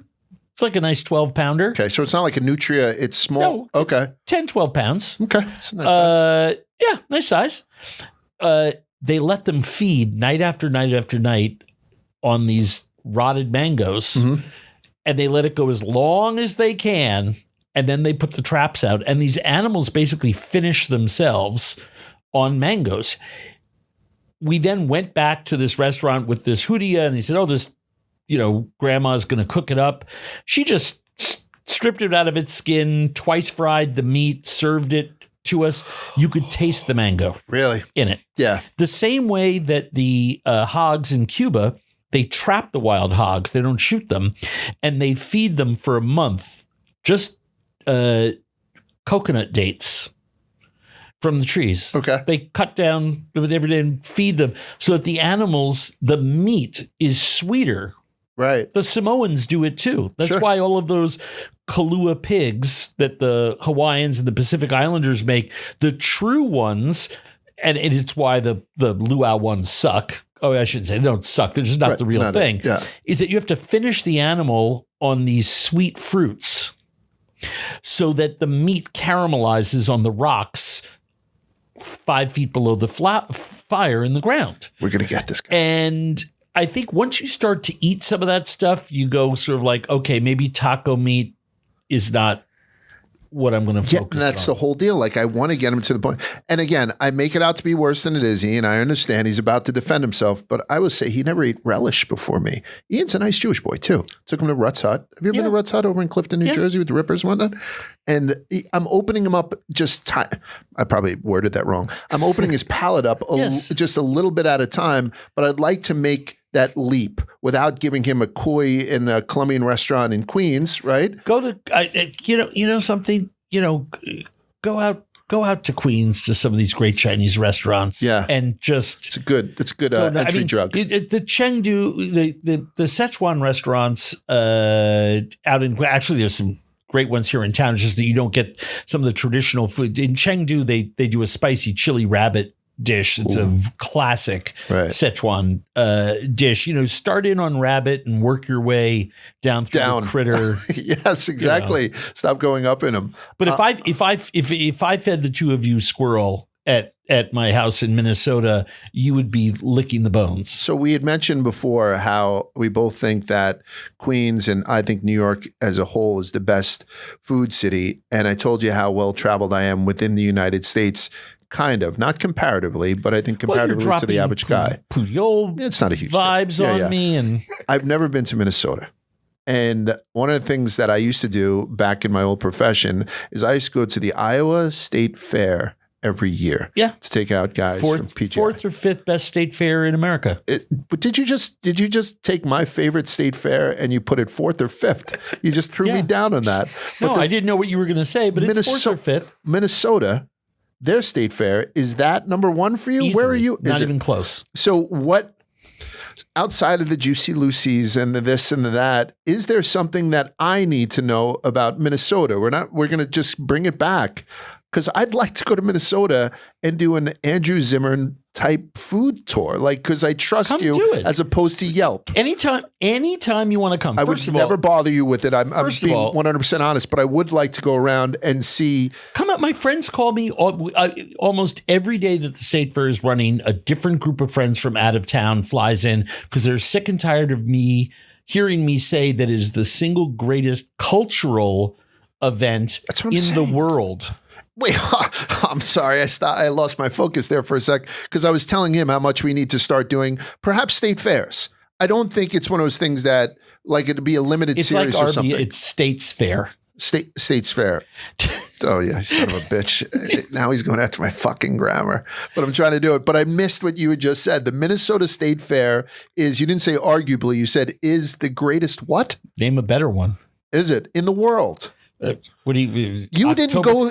I've been to all of them, but you haven't been in a I don't know, a dark street in Kazakhstan and turned a corner and all of a sudden it was the greatest street fair you've ever seen. Yes, I have. Yeah, where somebody was cooking entrails on a fucking hubcap somewhere. That's what I'm saying. That was my show. That was it. Yeah. No one. I mean, we're the only people who ever shot a show in Kazakhstan. I'm a fucking national hero there. So you're telling me I'm going to get a lutefisk fritter in Minnesota, in Minnesota State Fair that's going to knock my eye out compared to that? I'm saying you can't say best anymore. The food is not to me. The food is the second or third best draw there. Okay. But the food there is better than any other American state fair. And, having been to all the other big events around the world, Oktoberfest, Lantern Fest in Thailand. I mean, like all these kinds of things. You have 12 days on a 170-year-old permanent fairgrounds with buildings that architecture students from around the world sit in, the cow barn, and just draw the ceiling. Because the time it was built, it was the largest cantilevered, wood-supported brick roof in the world. Mm-hmm. We still have the 4-H barns, all separate animals. So it's, chickens, cows, goats, sheep, pigs, all in their different barns with the 4-H kids sleeping with their animals, showing them. Mm-hmm. They're rated. They still do that whole thing. We have a year-long competition for everything from crafts and quilting to fine art to who makes the best maple syrup, the best honey, the best cakes, the best cookies. 400, 500 categories in the creative activities building for food alone. Mm-hmm. Every type of jam, jelly, syrup, pickle, everything.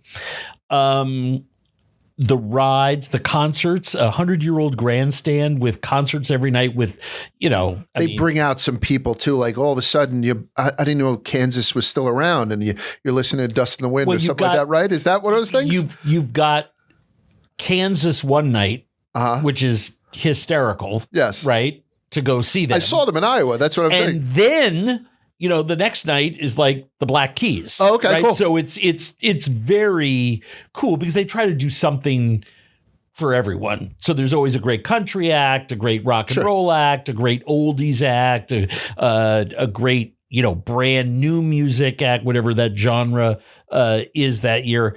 And it is also, Minnesota is a small enough state that the whole state does turn out for the run of the fair. I'm obsessed. I go almost every day. But I walk up on Machinery Hill. It started, 160 some odd years ago, like all states fair and county fair, as a place for farmers to come, exchange news of the day, tips and things like that. There would always be church services. There would always be a big barbecue. Right. And the Minnesota State Fair has always been in that spot, has just grown into this millions of people over the run of the fair day, hundreds of thousands of people every day. The food gets all the pub, but it's the people and all those other things that are there. Some days I'll just go and sit in the Miracle of Life building and watch farm animals being born. Do you think that's the most American thing, whatever that means to you? Because when you had mentioned the cuisine from this fair, is the first time you mentioned something that there was nothing exotic in what you had mentioned with the food there.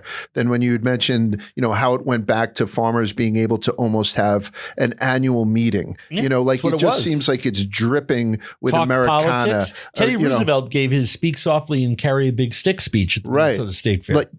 I go to Talladega every year for the races, and it's decidedly the most Southern I feel all year long. And it's not particularly close. And I've lived in it, in Georgia and stuff like that. That's the most Southern. I feel and I don't think patriotic is the word at all. I think it's American. Like, I feel like it's one of those things that I don't know if they do them like that. I don't know what American is anymore. I do You feel most Minnesotan? I do feel very strongly that the food of America is obviously first and foremost the foods of the indigenous peoples who were here when Europeans landed. However, you have to remember that indigenous peoples in the southeastern United States were eating, worshiping, carving, trading, doing everything differently than indigenous peoples in the northwest corner of America did. So even there's different. We have such a large country with so many different ecosystems.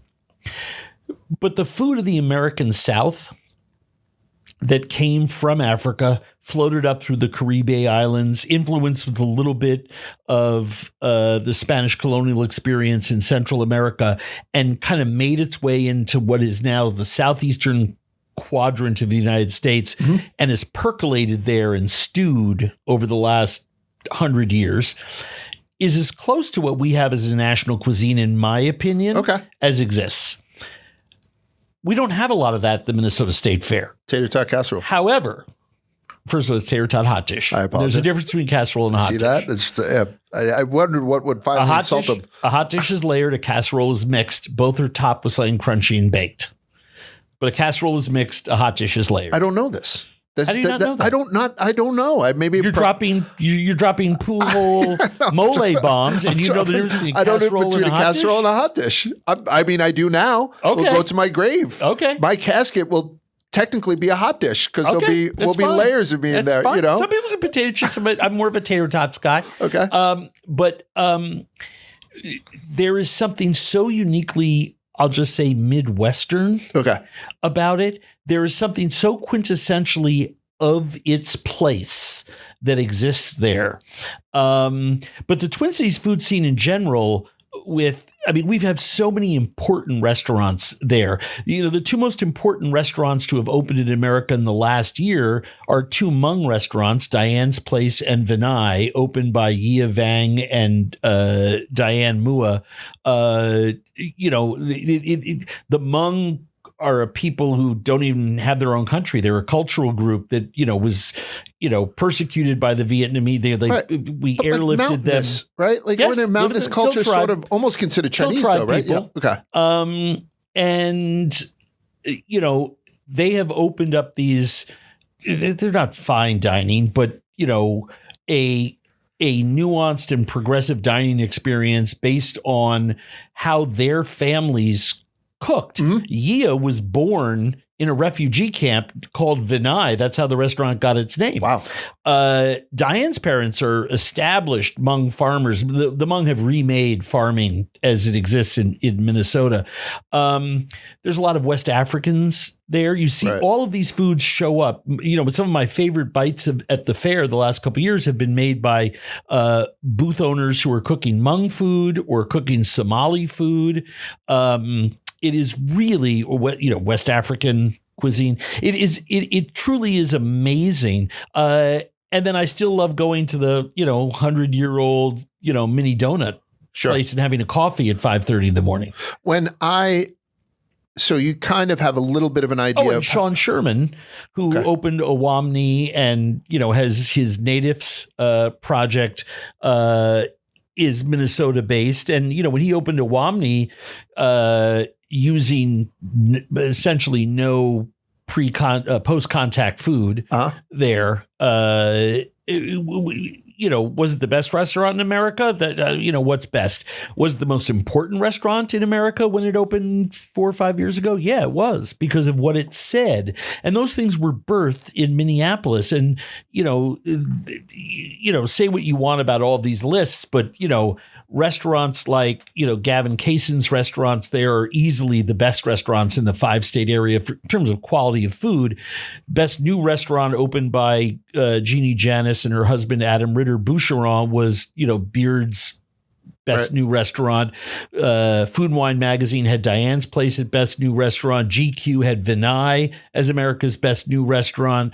A couple years before that, it was Owamni. We have such an incredible food scene in Minnesota because we support as best we can, given the economic environment and the fucked up situation of restaurants in general. We support our restaurants and love incubating those types of places. And I think the food scene in Minnesota is now leading. It's not flyover country. It's now leading in terms of how food is being served around the country in many different ways. This isn't an apples to apples comparison, but a lot of people, when they ask me about New Orleans, they're like, "Oh, I always wanted to go to New Orleans," and I'm like, "Oh, okay, go, but just don't go during Mardi Gras." I think it's one of those times. Go to New Orleans and really get to enjoy the place where you don't feel like you have to spend time in Cancun. That's right. With, drinking hurricanes out of a slushy machine. That's right. So do you think that there is an argument that I shouldn't go to Minnesota during the state fair? No, because while everyone's busy there, it's a great time to go out and the Feast of Immediate Seating. It's interesting what you said about New Orleans, though. Every time I say the word New Orleans, anyone who's been there, who's listening, can taste it. Yeah. And smell it. Right. But the first time I went, it was Mardi Gras. And so I can you say that about another city in America? The sugar, and I can smell the vomit. But you can't say it about New York because it's too many smells and tastes. Exactly right. But you can smell. Yes. You can smell and taste the roux and the gum. But New Orleans is, and I talk about this when I'm on the subway. If I'm giving a food talk, it is the only city in America that when you say its name, you can smell it and taste it in your mouth. There is something very special about a city that has a population of a couple 100,000 people and has 50 million visitors a year. Yeah. And their restaurant scene relies on keeping their traditions alive so that everyone can taste it. And my favorite places in New Orleans are the tiny little out-of-the-way spots that no one knows about that my local chef friends, multi-generation Louisianans, have taken me to, some of which I spilled the beans on in different shows. And ruined it. No, I didn't ruin it because I continue to go back there. I spat it out there and then I pulled it right back. But in one of them, a very famous New Orleans chef took me. It was his favorite restaurant. We went out there. It's in Metairie, and we're eating, and the dining room was packed. An hour wait, people out the door at lunch. And I stood up and I screamed for silence. Cameras are rolling.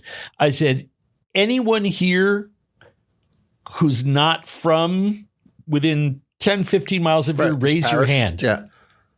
I was the only one who raised my hand. It's just me. That's a good sign.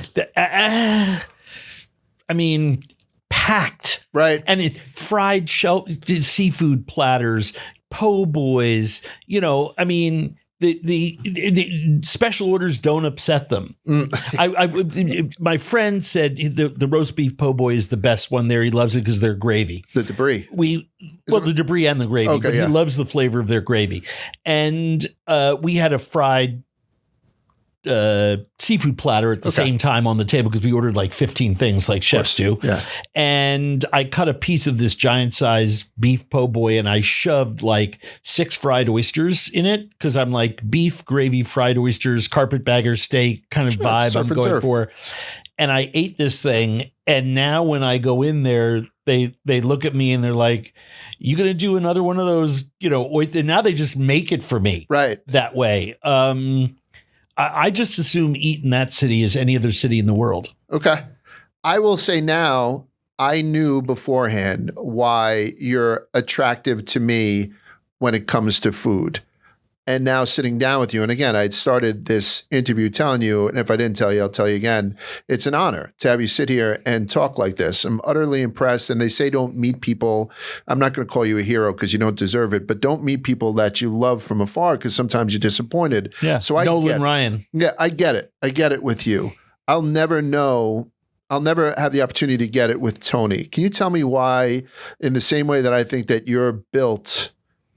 And I think it's just not everybody nobody has it as far as I know. What set him apart? Just because when you casually say Tony, everybody in the food world now, their sphincters tighten up, right? Because he's become such a titan.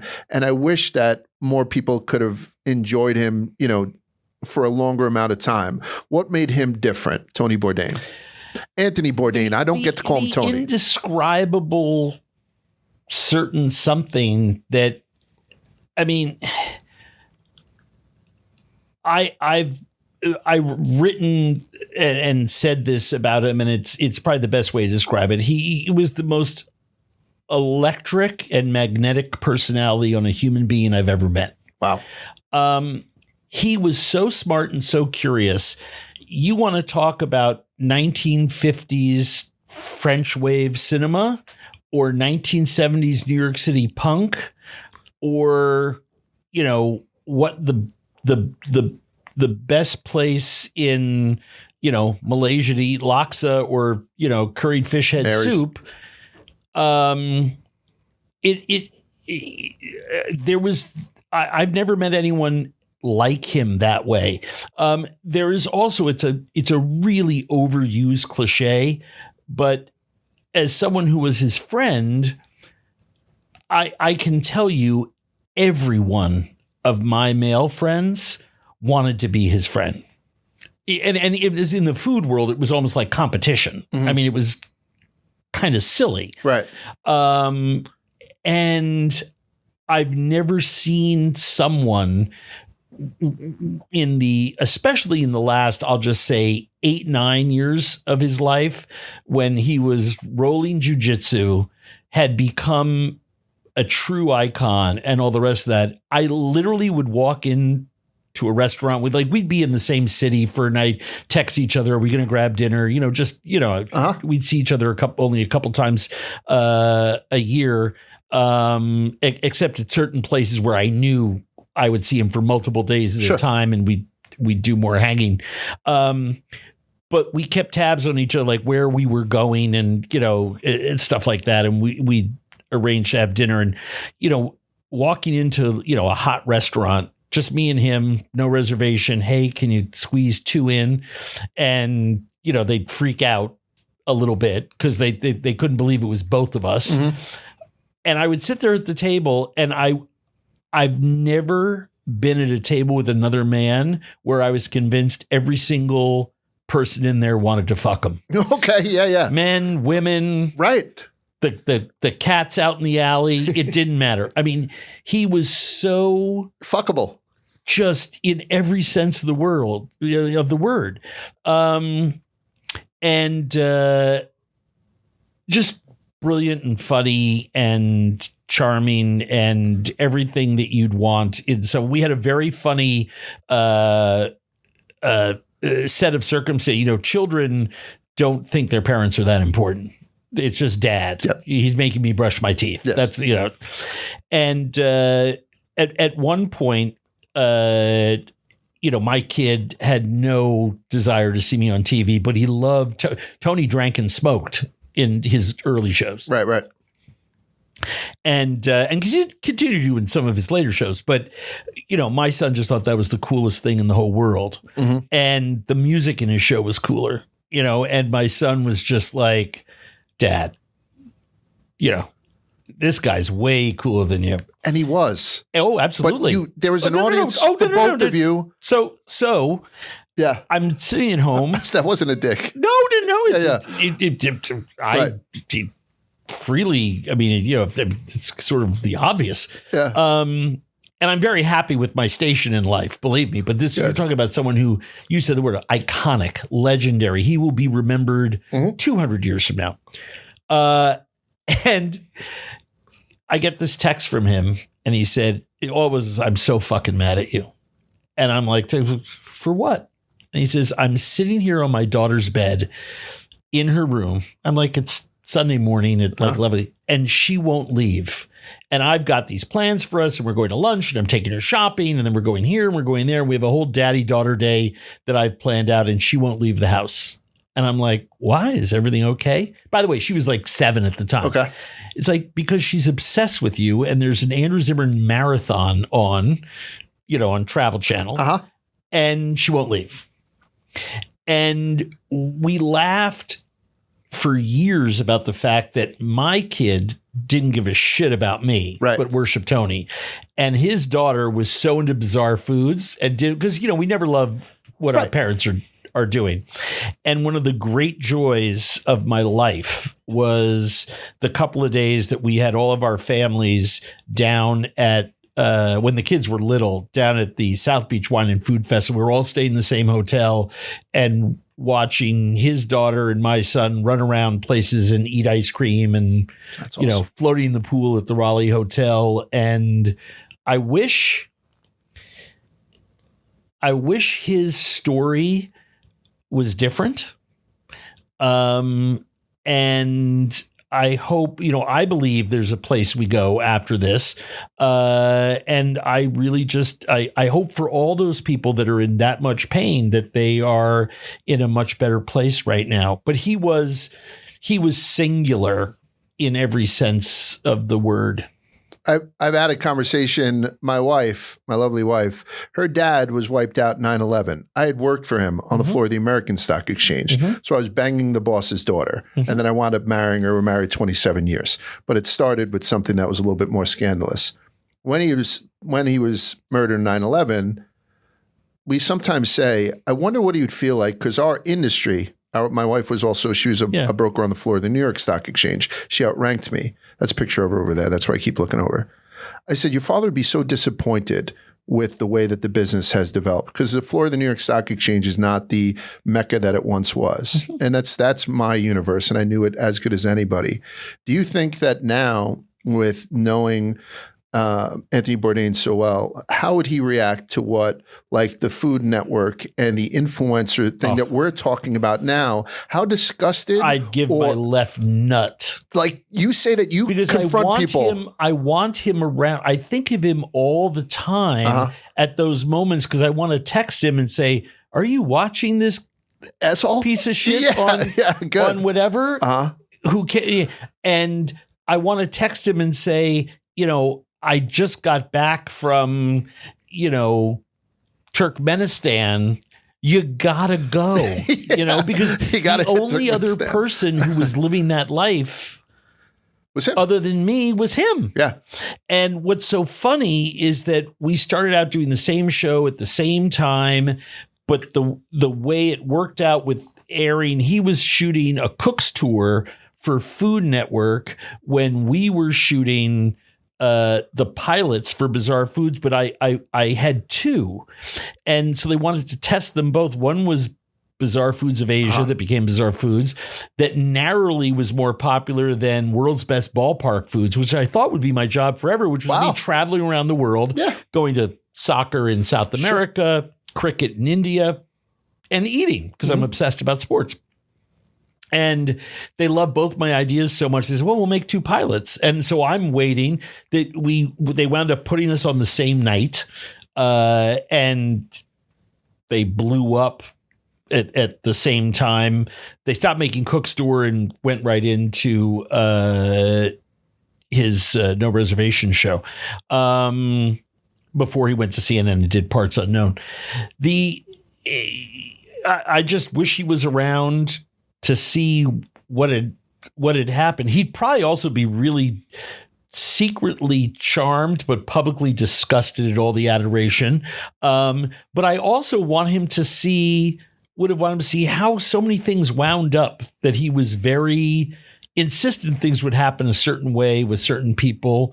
And he was sure he was right. And he was mostly right about a lot of it. But I would love to have seen where his relationships went with certain people that he publicly berated, who, you know, one reason or another just developed a little differently, and I think have come into a place of their own where they're doing a lot of good works in the world. And I would love to have seen what he thought about that, but mostly just someone to shoot the shit with about food in arcane places that only he and I cared about. You don't have a lot of peers. Like, you know what I'm saying? You don't have a lot of peers in that respect, but I feel like you sitting across the table for him, I would never be the third seat. It's funny. This is what I love about a generation of makers who are out there doing food stuff on YouTube, where they're traveling to every country in the world eating. And there are 5 or 6 of them, and I'm lucky enough to have met them, and they're all very, very kind, and they've all said the same thing to me, which is, I watched you and Bourdain growing up, and I grabbed a camera and went on YouTube, and now 80 million people are following me. And they do an incredible job, and they know their stuff. They don't. And they don't do as good of a job as you. You're bullshitting me. Different type of storytelling. It's not as good. It's a different job. That's your opinion, and it's very flattering. I'll die on that hill. It's very flattering. I'll fight anybody who says different. I think there's a reason you feel that way. I'm going to take a guess here. Please. I think we all need a good editor, and I mean that with a capital E. Okay. Like, because someone has to edit the film. Someone has when you are making your own content, you lack the forced rulemaking of other collective minds in the space. Yeah. And I do believe, for those of us that were a little more old school, my best writing, people say, oh my God, I can't believe how great that thing was. Like, well, I wrote a really good essay, but the op-ed editor at the New York Times polished it, edited it. Right. And then sent it back to me and said, I made some changes. And I'm just like, wow, yeah, that's a better sentence, know? And because they are the best at what they do.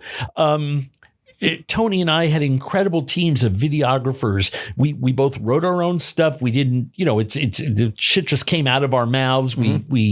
We had descriptive powers. We understood food and comparative. We had also had a lot of life experience that some of these younger people who start just making content right away because you can do it on your phone. Yes.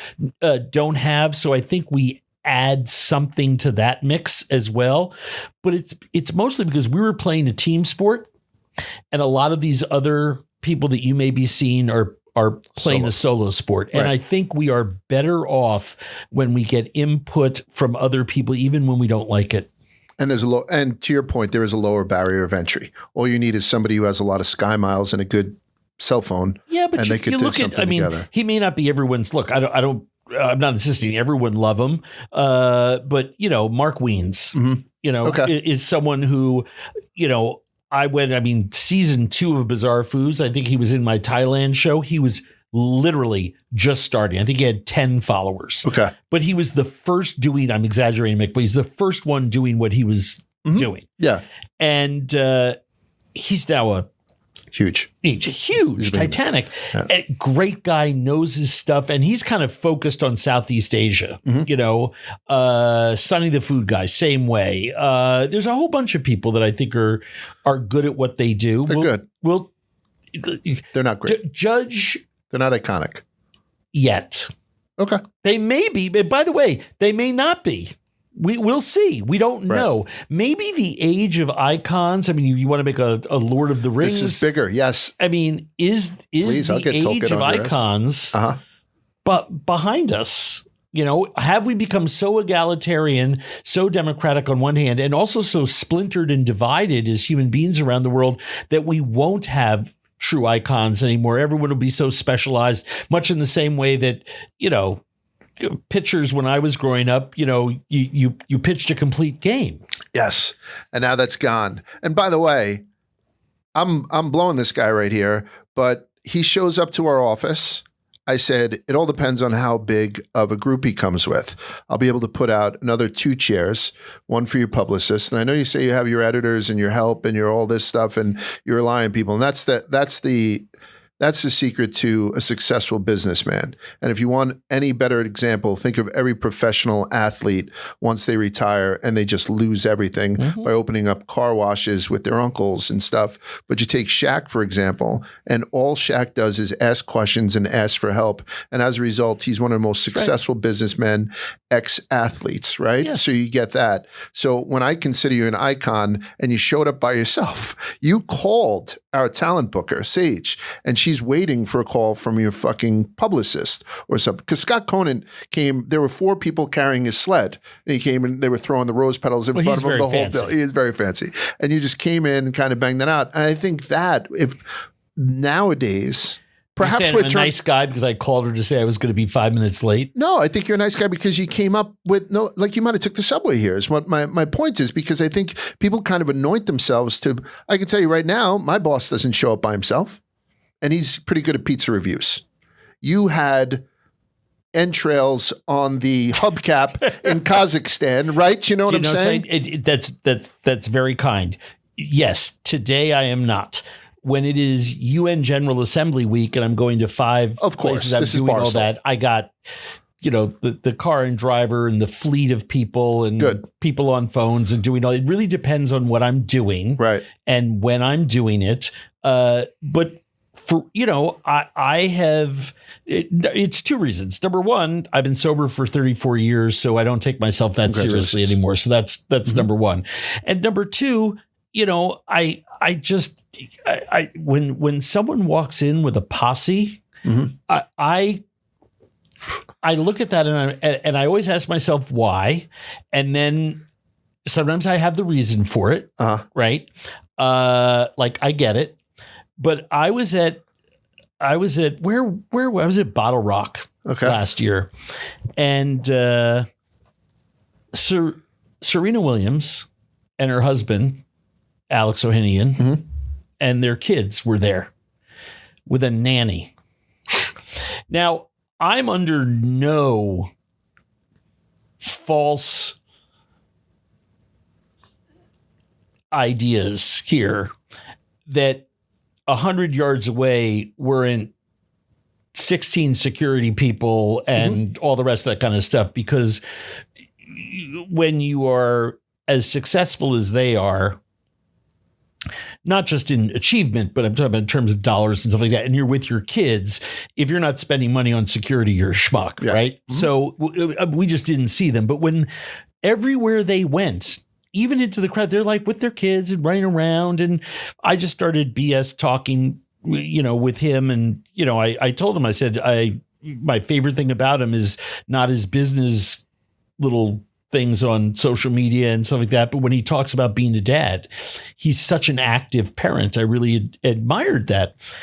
I look at that and I say, okay, that's as real as those kind of people are going to get. Yeah. I instantly respected the two of them so much more, seeing them out in the world unpossed. Okay. I have seen other people who just got famous in the last 12 months. Yes. With 75 people, because that's how they feel they have to represent. And I'm just like, ooh, ouch. And you want to hug them and say you don't have to, but everyone's got to learn that lesson by themselves. Yeah. So Andrew had promised to come on for at least 25 minutes. How deep are we into this? 2 hours, 15 minutes. That's the way to go, isn't it? I'm going to wrap it up though, but I'm going to, do you remember inside the Actors Studio? Oh, of course. James Lipton, and he used to end with the same. Do you not remember the only, I did a Super Bowl commercial once. With James Lipton? Kelly Clarkson, Boomer, and me in a car, in a Toyota, driving around America. Really? Oh, it's hysterical. I don't. I'll hit that too. It's hysterical. I'll hit that. By the way, Kelly Clarkson is unbelievably talented. I mean, and actually, and I'm going to start talking to this fucking guy for 3 hours. She's a great person. Is she a great person? James Lipton. It was like being everyone couldn't help themselves but be imitating him. Oh, right. The whole time. And he was highly irritated by that. I need to rob that from James. I need those questions that were developed by Pierre Montefort, whatever the fuck those questions were. When God sees you, what's your first curse word? Yes. All that kind of stuff. Yes. I love that. So I need to develop those for the end of every time I do this. Yes. So it's a work in progress. You haven't yet? I haven't yet because I'm trying it off. I'm trying it out on certain people. And there are certain questions I don't ask when people are here, and there are certain ones that cater to people like yourself versus if Charlie Sheen was in this chair. Charlie Sheen was just in the office. That's why I use him. So please excuse me if they seem a little pedestrian. No, I love it. How do you take your eggs? What's the one way that if you had to have fried crispy edges, fried crispy edges, runny yolks? So, but you say that so fucking quickly. Do you think your fans expect you to say something it's like a shakshuka large, but it's one that we do with No, because that's all bullshit. You add too many flavors on. They asked me how I like my eggs. Fried crispy edges. The way you said the question implies It's breakfast. You're running out the door. Yes. You're pouring yourself a cup of coffee. I just posted it on my Instagram account 2 days ago of me frying my eggs because motherfuckers out there said, "Oh, you can't do them in a cast iron pan; Yes, they can. stick." I'm like, "What are you high?" Yeah, exactly. Yeah. So the reason I say that in a surprising way is that we take our eggs the same way. 2 on toast. What's up, brother? No big deal. What meal do you wish you can get back, but you know you never will? It was made. Giant sea scallops in Samoa. They don't exist anymore on planet Earth.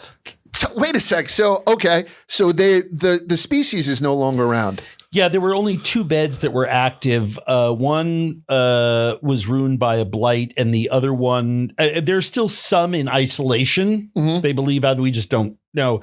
But the big research facility on them was on the southwestern side of Apia in Samoa, and we shot there. And the tribe, we were there, happened to be on the day that the Matai of the tribe was pulling out their 1 sea scallop a year that they were allowed to eat. Now, these sea scallops are like the size of a Volkswagen. Oh, okay. I mean, they're massive. Yeah, okay. It takes 4 or 5 people to carry. I mean, just I have massive. no reference. Are you talking about really Scallop. a Volkswagen? Or are you saying An actual scallop. so? Where is and scallops have the most beautiful shell as far as I'm concerned. I'm in love with them. This thing is delicious, amazing. But the tsunami that ripped through that country 9 years ago. Everyone who's in Bizarre Foods Samoa is dead.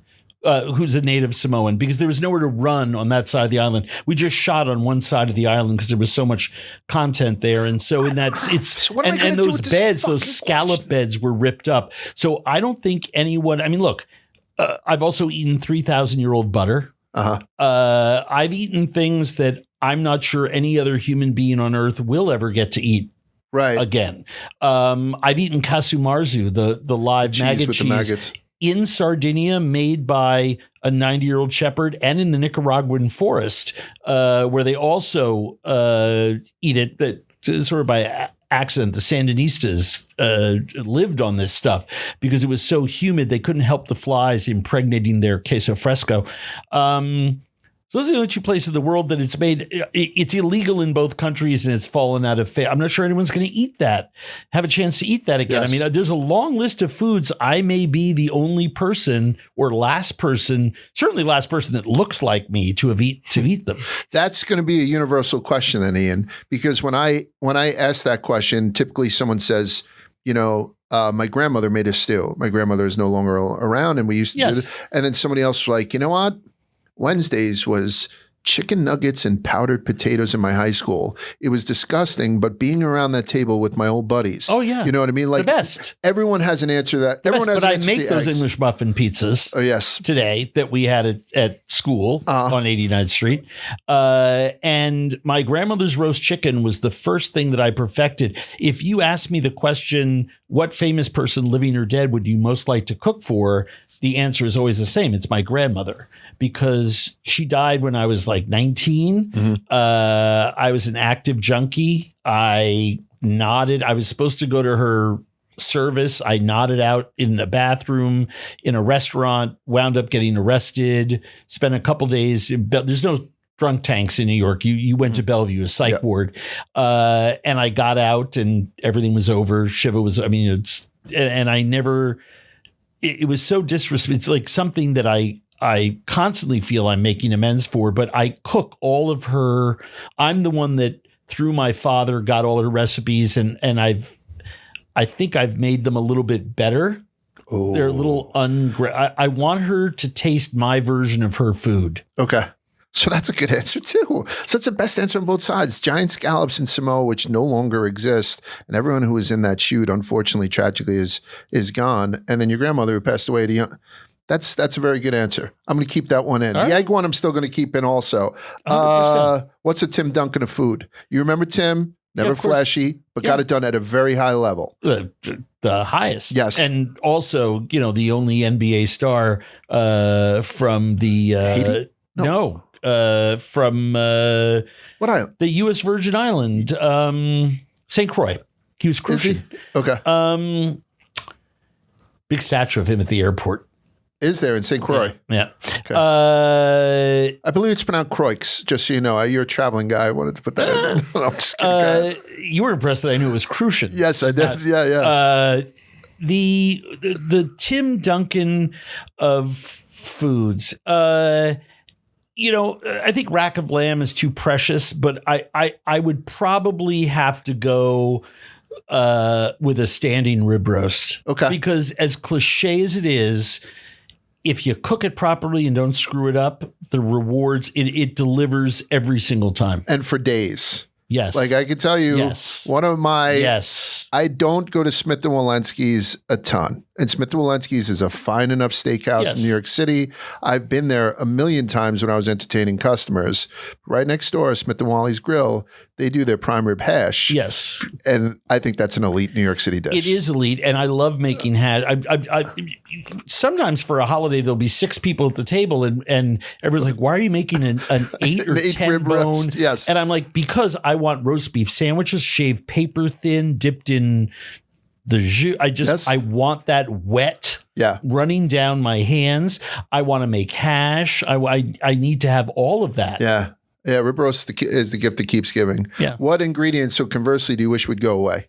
Is there something that it's either done with or you're done with yourself? Is there something overly popular or something you just want to go away? I just want all the fucked up food mistakes to go away. Lobster mac and cheese is a travesty. It makes them. It doesn't improve the mac and cheese. I got killed for that last time I fucking said it. What an abomination for lobster. Right. That doesn't mean that noodle cheese lobster can't be good. Mm-hmm. It's just that lobster mac and cheese is, these things get popular and then they wind up on menus everywhere. Yes. So that kind of thing just really pisses me off. I don't order lobster in a restaurant that often. Neither do I. When I do get it, or if my wife gets it, I like it. The next day, I just bring it back up to temp in butter, just poaching it in butter. Then I make a lobster omelet with the cheapest American cheese in the wrapper before I knew about New School. Sounds delicious. That's one of my favorite ways to have a little bit of creme fraiche. I do lobster omelets. I do a Japanese.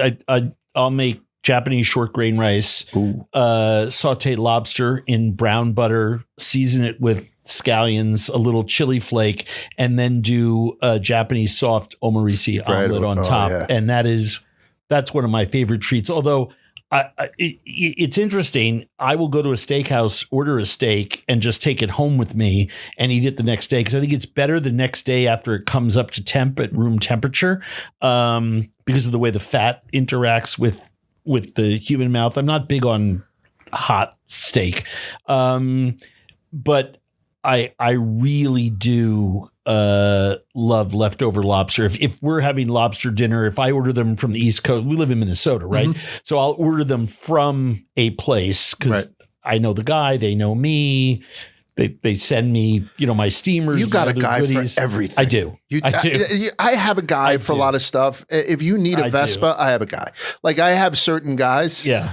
You have a guy for. I mean, do. That is one thing I have.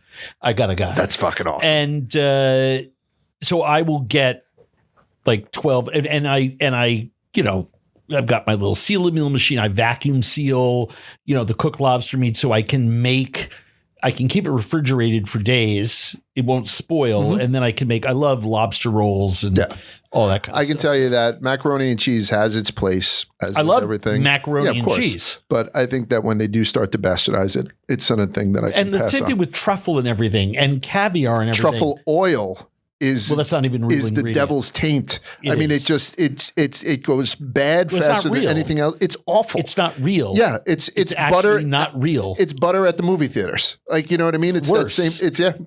Perhaps it's worse. Worse. And I could, if I have it next morning, I might as well lay on the floor. I could shit on the ceiling. However, it's Escalar, a great truffle. Exactly. Yeah. It's Escalar is another. It's just like enough already. Yeah. So sometimes I ask people, what do you wish you enjoyed, but you simply cannot stomach it? Is there something that you see other people enjoying on a regular basis and you're like, that's just not for Andrew Zimmern? That might be a no. There's 3 or 4 foods that I absolutely don't like, but I've never thought to myself, boy, I wish I liked them. No, because I like so many other things. Hot oatmeal. Let me just tell you something. Oatmeal. Hot oatmeal is disgusting. I mean, Oliver Twist, Gruel. begged for more. At the it's gruel. Mm-hmm. And every time I drill down with people on it, it's like, well, with the brown sugar and the melted butter and the fruit and all the rest of it, I'm like, how about just pancake? Leave the gruel. How about mixing that together with some flour and an egg, chilling it, and making cookies out of it? I love oatmeal raisin cookies. Right. I love haggis. Raw, milk braised or water braised oats are just foul. I've never seen someone like eating a bowl of it in the morning and thought to myself, boy, I wish I liked that. Yeah, I can see that because it isn't an attractive dish anyway. Like I know with Guy without eating eggs, there's not a good I think he's flavor. jealous of us. Like when we have a nice egg. You don't think so? You think he's that? Well, I know he off? isn't. Do you know the only person that called him out? No. My son. Really? Diners, Drive-ins, and Dives 12 years ago. Well, Noah's 20, almost 21. So Noah was 7. So 14, 15 years ago, guy calls me, he says, where are you? I said, I'm driving to my house. He goes, what are you doing? And I'm just driving Noah home from school. He goes, how quickly can you be at Pizzeria Lola? And I'm like, Ann Kim's first restaurant in the Twin Cities. He goes, I'm over here doing a pizza thing. It would be great if you and your kid just showed up and ate pizza with us. I'm like, I turned to Noah. I said, you want to get some pizza over at Lola? He loved Lola. We always ate the Sunny Side, which was a white pizza with an egg cracked in the middle and baked in the oven. And you dip the crust in the yolk. Fantastic pizza. Braised leeks on it. Really delicious pizza. Yes. And so we get there and Guy's got the pepperoni and the sausage, this and that. And he's like, Noah, grab a slice. And Noah looks at Ann and says, can I get a Sunny Side? And she's like, sure. And she goes, she's got all her mise en place, whips one up. Mm-hmm. 90 seconds later, out of this 800-degree oven comes Sunny Side. And Noah's like, try this one is my dad. This is our favorite. And he's like, I'm going to have another taste of this. And Noah's like, come on, try this. And he's like, keeps insisting. And on camera, he says, Noah, I've never admitted this to anyone, but I don't like eggs. Really? And that's how it first came out. That's how it first started. Yeah. Because I know even I keep going back. Important part of history. My son and was Guy at the forefront. Fieri. Yeah. He was the Zapruder film. Well, no, that's not. He just doesn't like eggs. Yeah, he doesn't. But I think he might. Like I sometimes, if I don't enjoy a dish, I get jealous of people who have it. I'm like, I wish I could enjoy that. I'm not a fruit aren't there guy. So many other. I know that, but I guess that's not a question for you.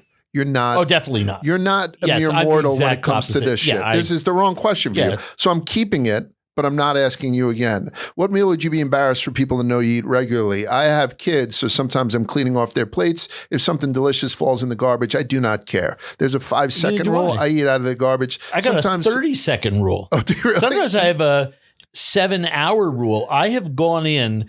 I have eaten leftover cold Chinese food from like 3 days beforehand out of the carton. And I'm just like, okay, I can't eat the bottom inch there's too much oil. It's the last pieces of vegetable. It's the little pieces of blechy meat. Right.